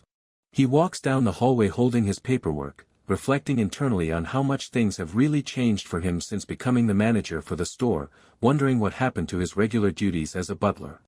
As he walks, Tanya stands near a doorway, spotting him and greeting him warmly. Sei greets Tanya in return, prompting her to ask what he is doing after this. Sei replies that he was going to rest for just a little bit and then report back to Iris. Hearing his plan, Tanya offers a slight smile and suggests that they have some tea together. Tanya serves a hot mug of lemongrass herb tea, noting that it is completely perfect for when someone is feeling tired. Sei accepts the mug and offers his thanks, but sweat drops slightly as he looks up and asks Tanya if he honestly looks tired to her. She pours the tea while calmly answering no, but immediately turns the question back on him to ask if he actually is. Sei takes a sip from his mug and smiles softly, conceding that he supposes he is, but notes that his own fatigue is nothing compared to how hard Iris has been working. Sei questions if the Lady Duchess returned to the territory simply because she was worried about Iris. A visible drop of sweat forms on his face as he ponders the sudden visit. Tanya agrees with his thought, stating that it would be her exact guess as well. She points out that Melrys would have been regularly receiving official reports from Seabass regarding the situation. Sei admits that whenever he looks at Iris, he cannot help but feel a strong personal need to be trying much harder himself. Tanya gives a knowing, relaxed smile and gently advises Sei that he really shouldn't be using Iris as a standard. She flatly states that their young lady is an addict. Sei laughs softly in return, completely agreeing that it is exactly as she says. Sei places his empty mug onto the wooden table. He stands up to prepare for his next tasks, offering his sincere thanks to Tanya for the tea while Tanya calls his name to address him. Tanya points out that Iris is currently speaking with the Lady Duchess. Because of their important meeting, she suggests to Sei that he should probably wait a little bit longer before heading back in. Sei reflects gently on the family reunion. He smiles softly and notes that it has certainly been quite a while since Iris and her mother have been able to spend time together like this. He turns back to the head maid and asks Tanya if he could trouble her for one more cup of tea, which Tanya readily accepts. Just then, a voice echoes from the doorway as a figure pops his head into the room. Daida steps completely into the room with a casual wave of his hand. He looks around at his companions and notes that this must be where everyone was hiding out. Sei smiles warmly and notes that it has been a while since he last saw Daida. Looking up from the table, Tanya directly asks Daida if he wants some tea too, prompting Daida to curiously ask if this is the exact tea that everyone has been talking about lately before confidently stating that he definitely wants a cup. Daida takes a drink and smiles brightly, declaring that the beverage is exceptionally good. He adds with complete satisfaction that it is much better than regular tea. He continues his praise, admitting that he is genuinely amazed by how Iris keeps churning out these wonderful creations one after another. Sei chuckles softly in agreement, while Tanya shifts the conversation to ask Daida what he has been up to lately. Daida lifts his cup to take another sip, explaining that Lyle and he have been taking a group of recruits to patrol the highways. He mentions that he is only back at the estate because he suddenly got recalled, though he has absolutely no idea why. Sei acknowledges the explanation and asks how the state of the roads has been during the patrols. Daida replies that they are completely safe and adds that local trade has been going great as well. Daida turns his attention directly to the head maid, suggesting that if she ever wants to cut loose, she should come train with him. Tanya keeps a completely calm expression and instantly shuts down the offer, flatly replying no thank you. Tanya explains her position with a calm and lethal determination. She states that the martial techniques she uses are designed specifically for absolute lethality. She notes that her skills are dedicated entirely to killing in order to protect Iris. She points out that what she practices is completely different from what he does, and she is genuinely worried that he will not be able to keep up. She questions if he is not supposed to be Iris's precious shield. Daida notes to himself what a terrifying maid she is, before directly asking if she is implying that he would actually lose to her. Tanya calmly clarifies that she simply wanted to say that their practices are very different in nature. Daida concedes that she is right, and he places his mug onto the table. He announces that he will head back to training with Lyle since it cannot be helped, bidding them farewell with a casual wave of his hand as he exits the room while Sei and Tanya watch in silence. Back inside the private office, Melrys holds up her teacup and smiles warmly, stating that she has to say this new herb tea is really good. Looking across the table, Iris beams with a bright and happy grin, declaring that she is absolutely overjoyed that her mother likes it. Iris explains that the tea is a popular product sold at her cafes, but notes that the main problem is keeping up with the high demand. Melrys takes a sip, acknowledging the situation, and requests to be notified as soon as more is available, mentioning that she intends to use it at her next tea party. Our girl cheerfully agrees to leave the matter to her mother's care. Melrys notes that the hair conditioner previously sent to her was also incredibly popular among her social circles, continuing their friendly chat as a fresh cup of tea is placed onto the table. Iris changes the subject and directly asks her mother how things have been going over in the royal capital. Melrys pauses thoughtfully, resting her chin on her hand with a sharp look as she answers that everything is simply the same as always. Melrys grows tense and explicitly states that Byrne, her idiot of a son, has been completely neglecting their family. She reflects bitterly that he spends almost all of his time following around the second prince and that woman, causing Iris to clench her hands together tightly and fall into a completely stunned silence at her mother's fierce tone. Melrys fixes a sharp, incredibly angry glare. She firmly reassures Iris that she is naturally on her side in this matter, confessing with absolute coldness that she is completely furious with Byrne as well, and honestly admits that if he were not her own son, she would have destroyed him already. Iris hesitates with a tense, sweating expression as she addresses her mother. She asks if anything has happened recently in the royal capital or at court. Melrys replies that while the royal capital itself is the same as always, things at the royal court have become a little tense. Melrys then specifies that a woman named Elria has really been getting ahead of herself. Iris looks downward with a slightly troubled expression upon hearing about the difficulties her father has been facing. She murmurs the name of Elia in quiet contemplation as she processes the news.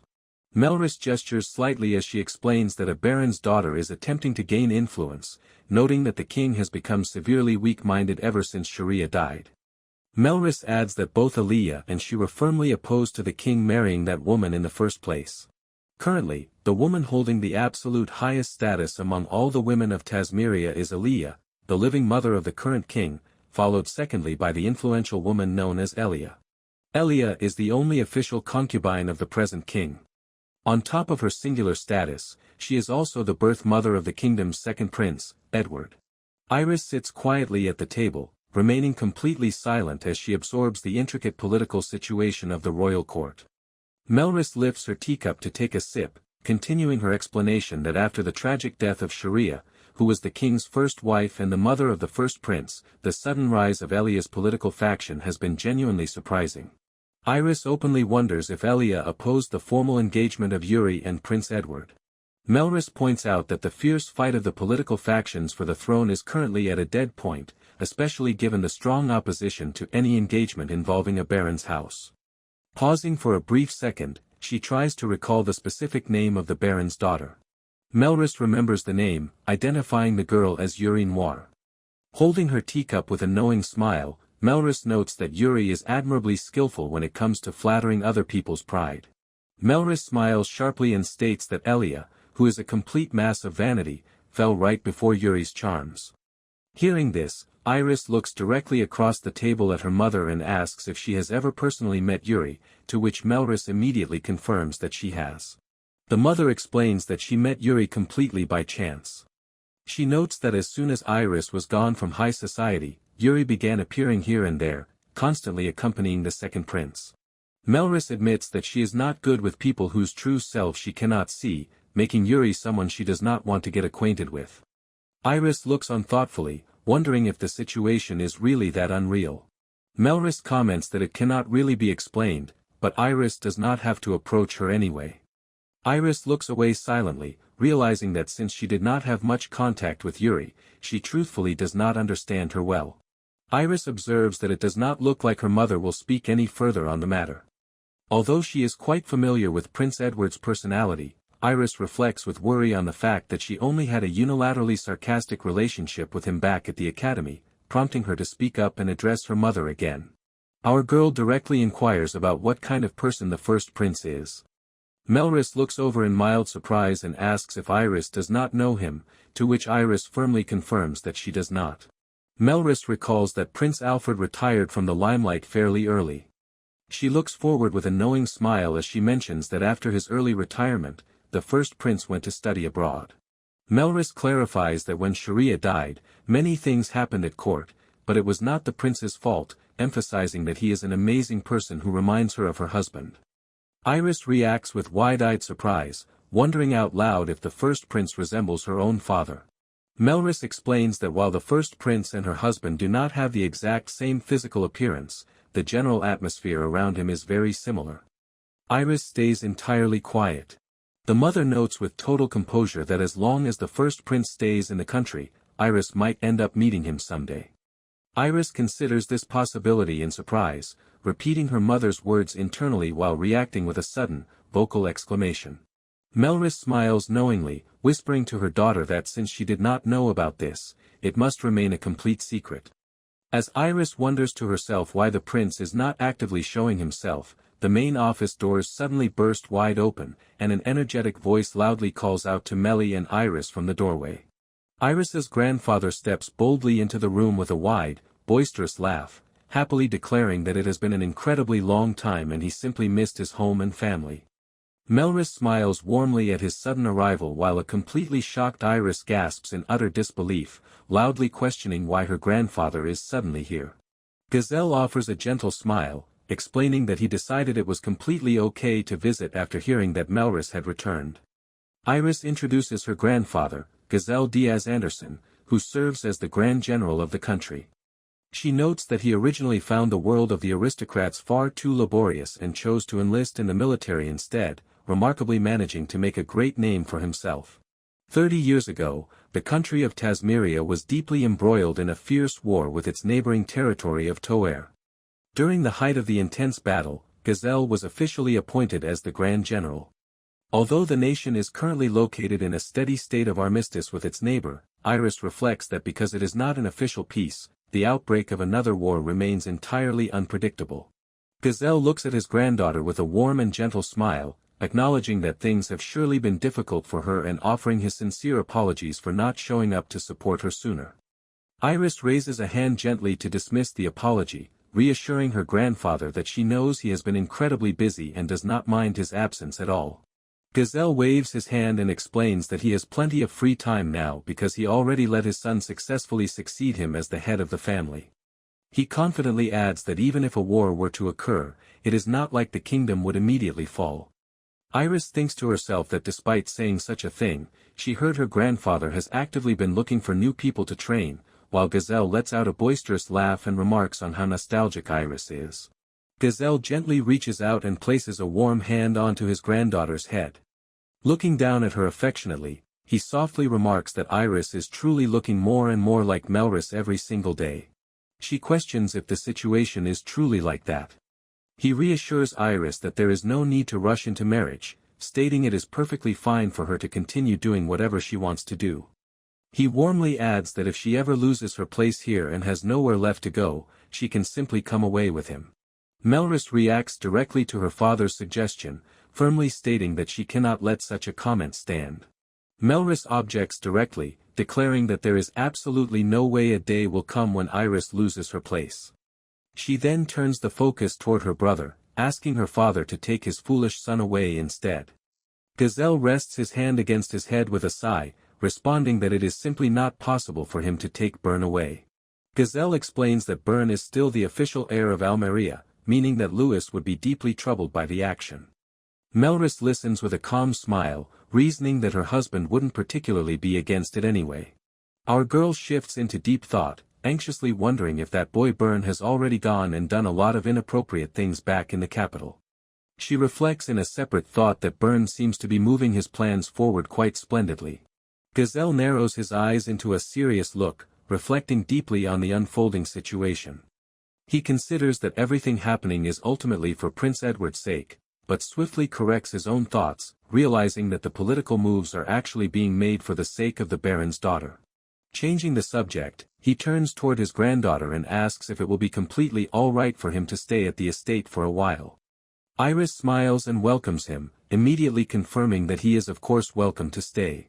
She adds that there is actually something specific he would like to trouble her with during his visit.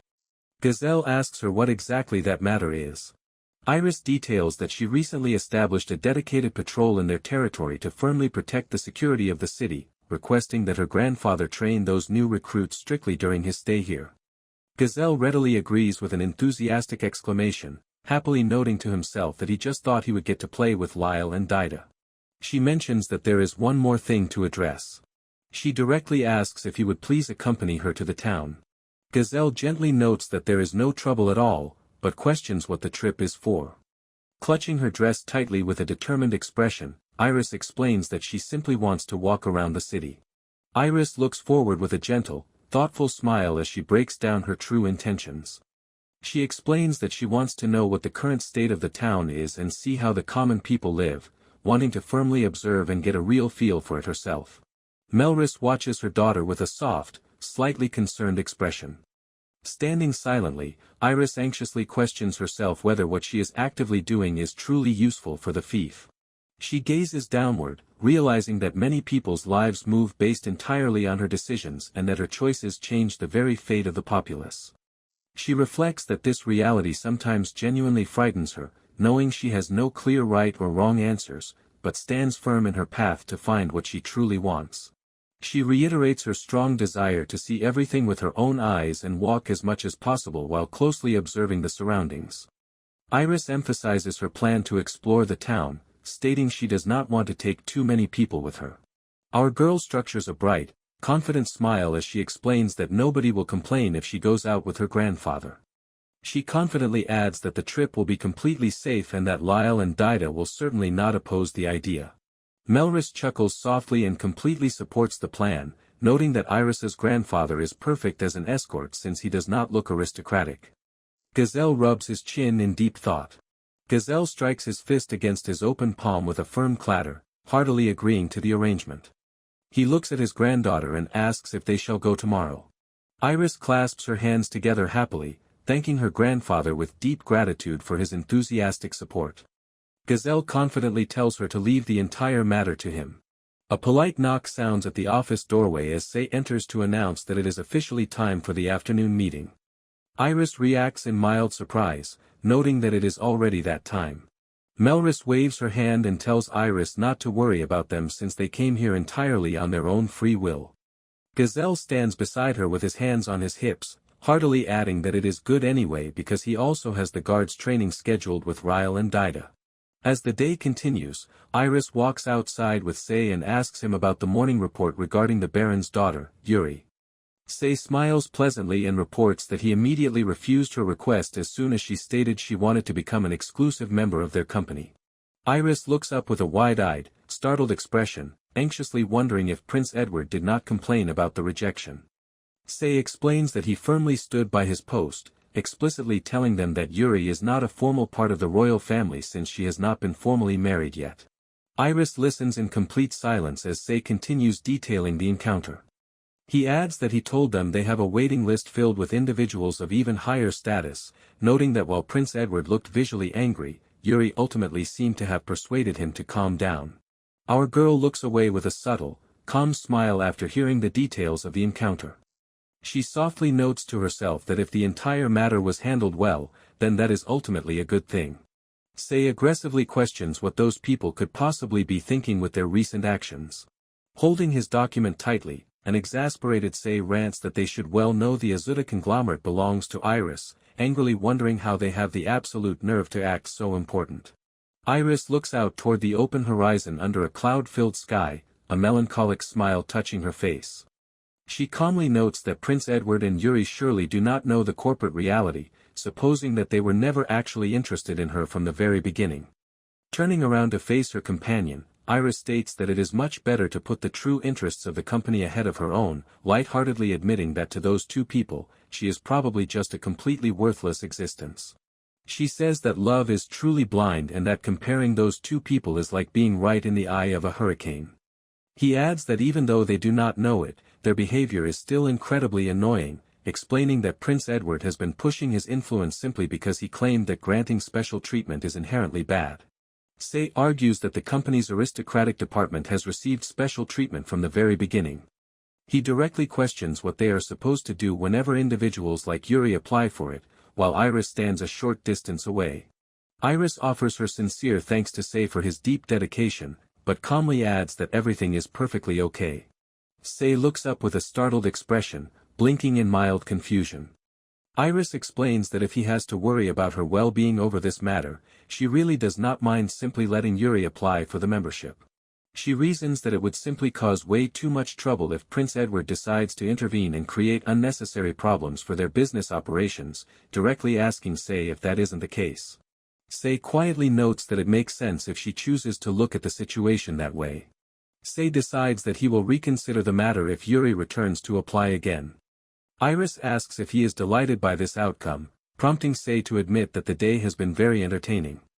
Iris playfully teases him about having a bit of a dark side, which causes a flustered Sei to argue that it is not that way at all as he calls out to his lady.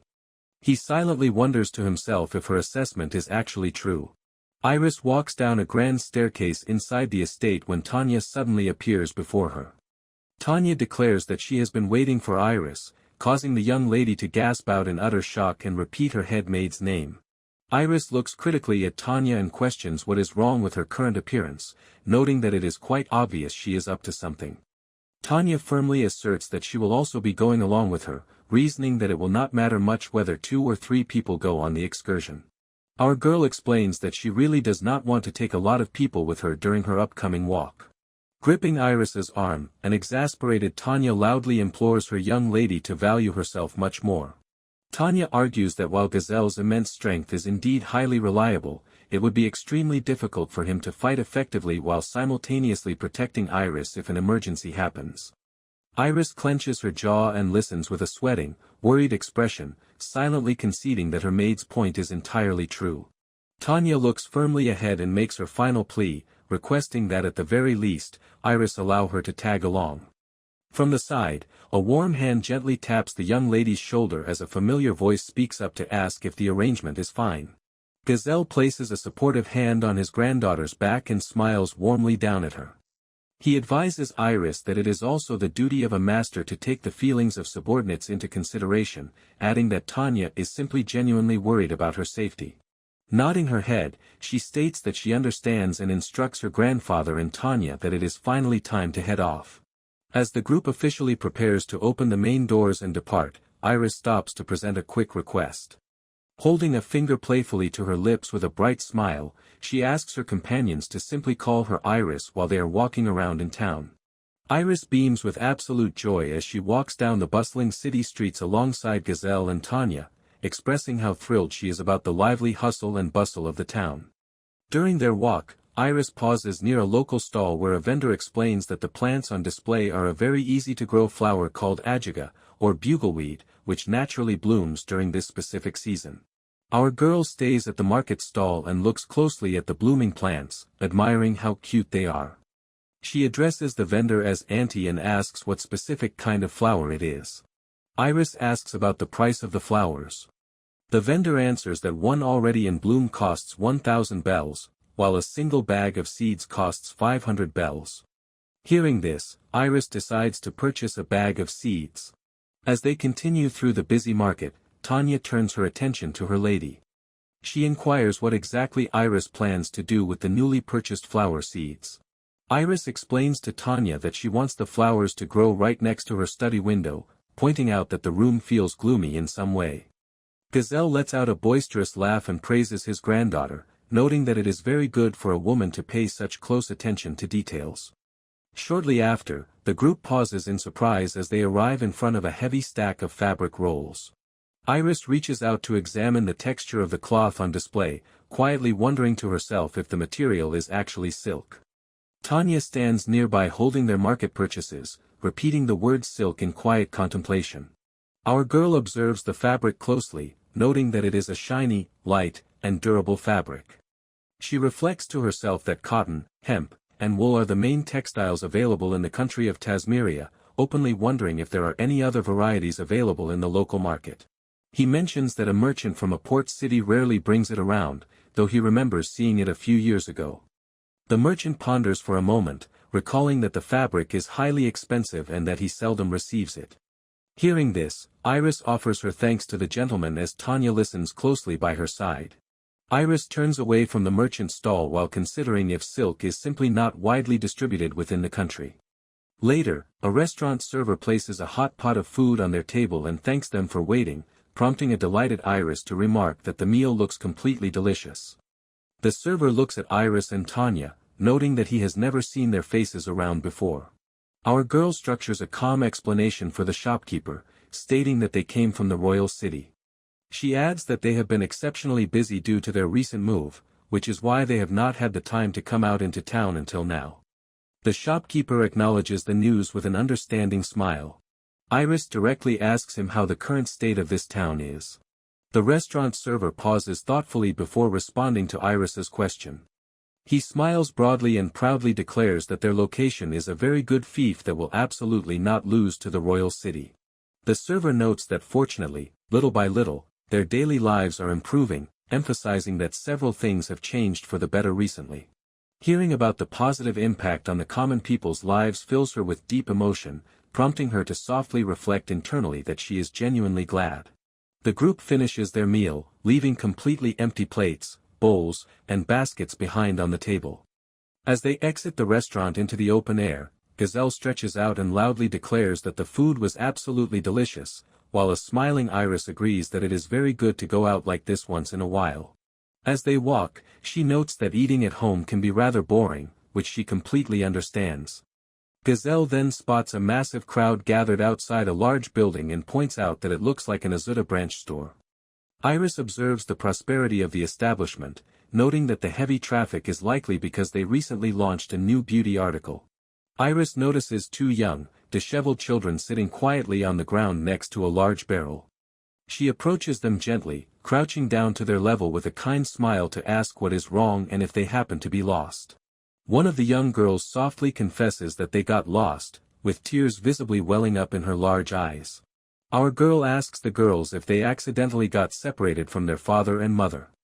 The child immediately clarifies that they did not, explaining that she actually lives with a teacher and the others. The mention of a teacher catches both women off guard, prompting Tanya to repeat the word in mild confusion while Iris reacts in surprise. Tanya clears her throat with a brief cough, speaking softly to Iris-sama to suggest that these children could possibly live at the institution. Iris inquires about the institution, prompting Tanya to explain that it is an established facility somewhere in the downtown area that takes care of children who have lost their parents. Hearing this, a sympathetic Iris decides that they should take the children there for the time being, gently reaching out her hand to hold the little girl's fingers. Mina rushes up to the children, wrapping them in a tight embrace while crying out that she was seriously worried and wondering where they had gone. The young girls tearfully apologize to Mina-sensei, explaining that they got lost before they knew it when they went exploring. Mina turns to look toward the group with a startled expression as one of the little girls points back to reveal that Iris, Gazelle, and Tanya were the ones who brought them back safely. Mina bows respectfully and anxiously states that she cannot thank them enough, offering to serve them tea. Iris waves her hand gently and reassures the teacher that it is perfectly fine, kindly telling her not to bother about it. The young girl gently tugs on Iris's dress, looking up with wide, hopeful eyes to ask the older sister if she is coming inside. She adds that Mina-sensei's tea is exceptionally tasty, hoping to persuade the group to stay. The group offers a final word, politely apologizing for the inconvenience before preparing to take their leave. Mina places a warm mug onto the table, offering her heartfelt thanks to the group for their help today. Iris sits across from her and waves off the gratitude, apologizing instead for the sudden inconvenience. Iris then adjusts her posture to introduce herself by a fake name, stating that although it is a little late, her name is Alice. Mina responds with a pleasant smile, formally introducing herself as Mina. She explains that she lives permanently inside this church while dedicating her time to taking care of the local children. Iris ponders quietly to herself, wondering why a young woman like Mina is left alone here taking care of all the children. Mina rests her arms on the table, softly explaining that she was actually one of the orphan children originally left behind at this very location. She details her past, explaining that her adoptive parent was a sister of the Darrow religion who managed this entire church. She adds that the sister kindly picked her up when she was just a helpless orphan and raised her alongside the other children at the facility.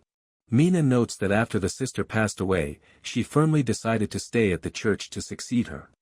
Iris absorbs the story with a sympathetic look and mutters that she understands, before politely asking what Mina does to earn money to sustain the institution. Our girl observes the large group of young orphans gathered by the window. She notes internally that supporting so many children must require quite a bit of money. Mina responds to the question. She explains that before, they used the official contributions made directly to the church, but adds that ever since the sister died, those donations have decreased tremendously. She looks down, clarifying that she herself is not an official sister. Because of this status, no official successor has been sent from the church headquarters, making it very hard to get any regular financial support from Darrow's church this time. Iris listens, reflecting sympathetically that under these harsh conditions, it must be incredibly difficult for Mina to start working or finding a way to sustain the facility. Mina sighs and softly apologizes to her guest for speaking about such gloomy things. Mina gasps in sudden realization as she remembers a pressing detail, looking up to ask Alice where exactly she managed to find the two little girls today. Iris looks out at the playing children and notes that the Azuta shop is close to this place next to the main street. Mina reflects quietly to herself that the situation is exactly as she expected. Iris asks what Mina means by her comment. She admits that she is really ashamed to say it, but the children heard about the chocolates that the Azuta conglomerate makes and kept saying they wanted to try them at least once. She explains that the children went all the way there because they are full of spirit. She adds that the moment she took her eyes off them, they immediately fled somewhere. Mina quickly shifts gears and announces that she will go and prepare dinner, encouraging her guests to take their time to relax. Iris can only utter a word of surprise before Mina exits through the doorway, leaving Iris to sit back with a quiet, thoughtful expression. Iris watches the room with a sweating, observant look. She notices Tanya interacting gently with one of the young children, reflecting internally that Tanya is actually pretty good at handling kids. Gazelle stands tall with a wide grin as he enthusiastically plays with the young children. He confidently holds a practice weapon out forward, leaving the young onlookers to watch his movements. Iris looks on in utter bewilderment, silently questioning where in the world that wooden sword even came from. A little girl gently pats Iris's clothing to catch her attention and addresses her as older sister. Iris turns around as the child warmly asks if they can play together. Our girl instructs the surrounding children to sit around comfortably, promising to tell them a classic fairy tale story. Gazelle and Tanya stand outside next to the facility building, watching quietly as Iris sits in a circle surrounded by the listening kids. Iris concludes the tale by stating that everyone got along and lived happily ever after, prompting the thrilled young girls to clap loudly in delight and praise their older sister as absolutely amazing. As Iris finishes her story, the children praise her for making such an interesting voice and excitedly demand another one. Suddenly, a harsh voice cuts through the cheerful atmosphere from outside, shouting an aggressive warning to whoever is inside. A window suddenly shatters into sharp pieces with a loud crash as the hostile voice outside commands everyone to hurry up and come out, declaring that they know someone is there. Iris pulls the startled children close to protect them while Tanya looks toward the broken glass in sudden shock. Mina rushes into the room with a panicked expression, desperately asking if everyone is okay. Meanwhile, a stern Tanya immediately steps forward to shield Iris and the kids, muttering with a cold look, "What the hell is happening here?"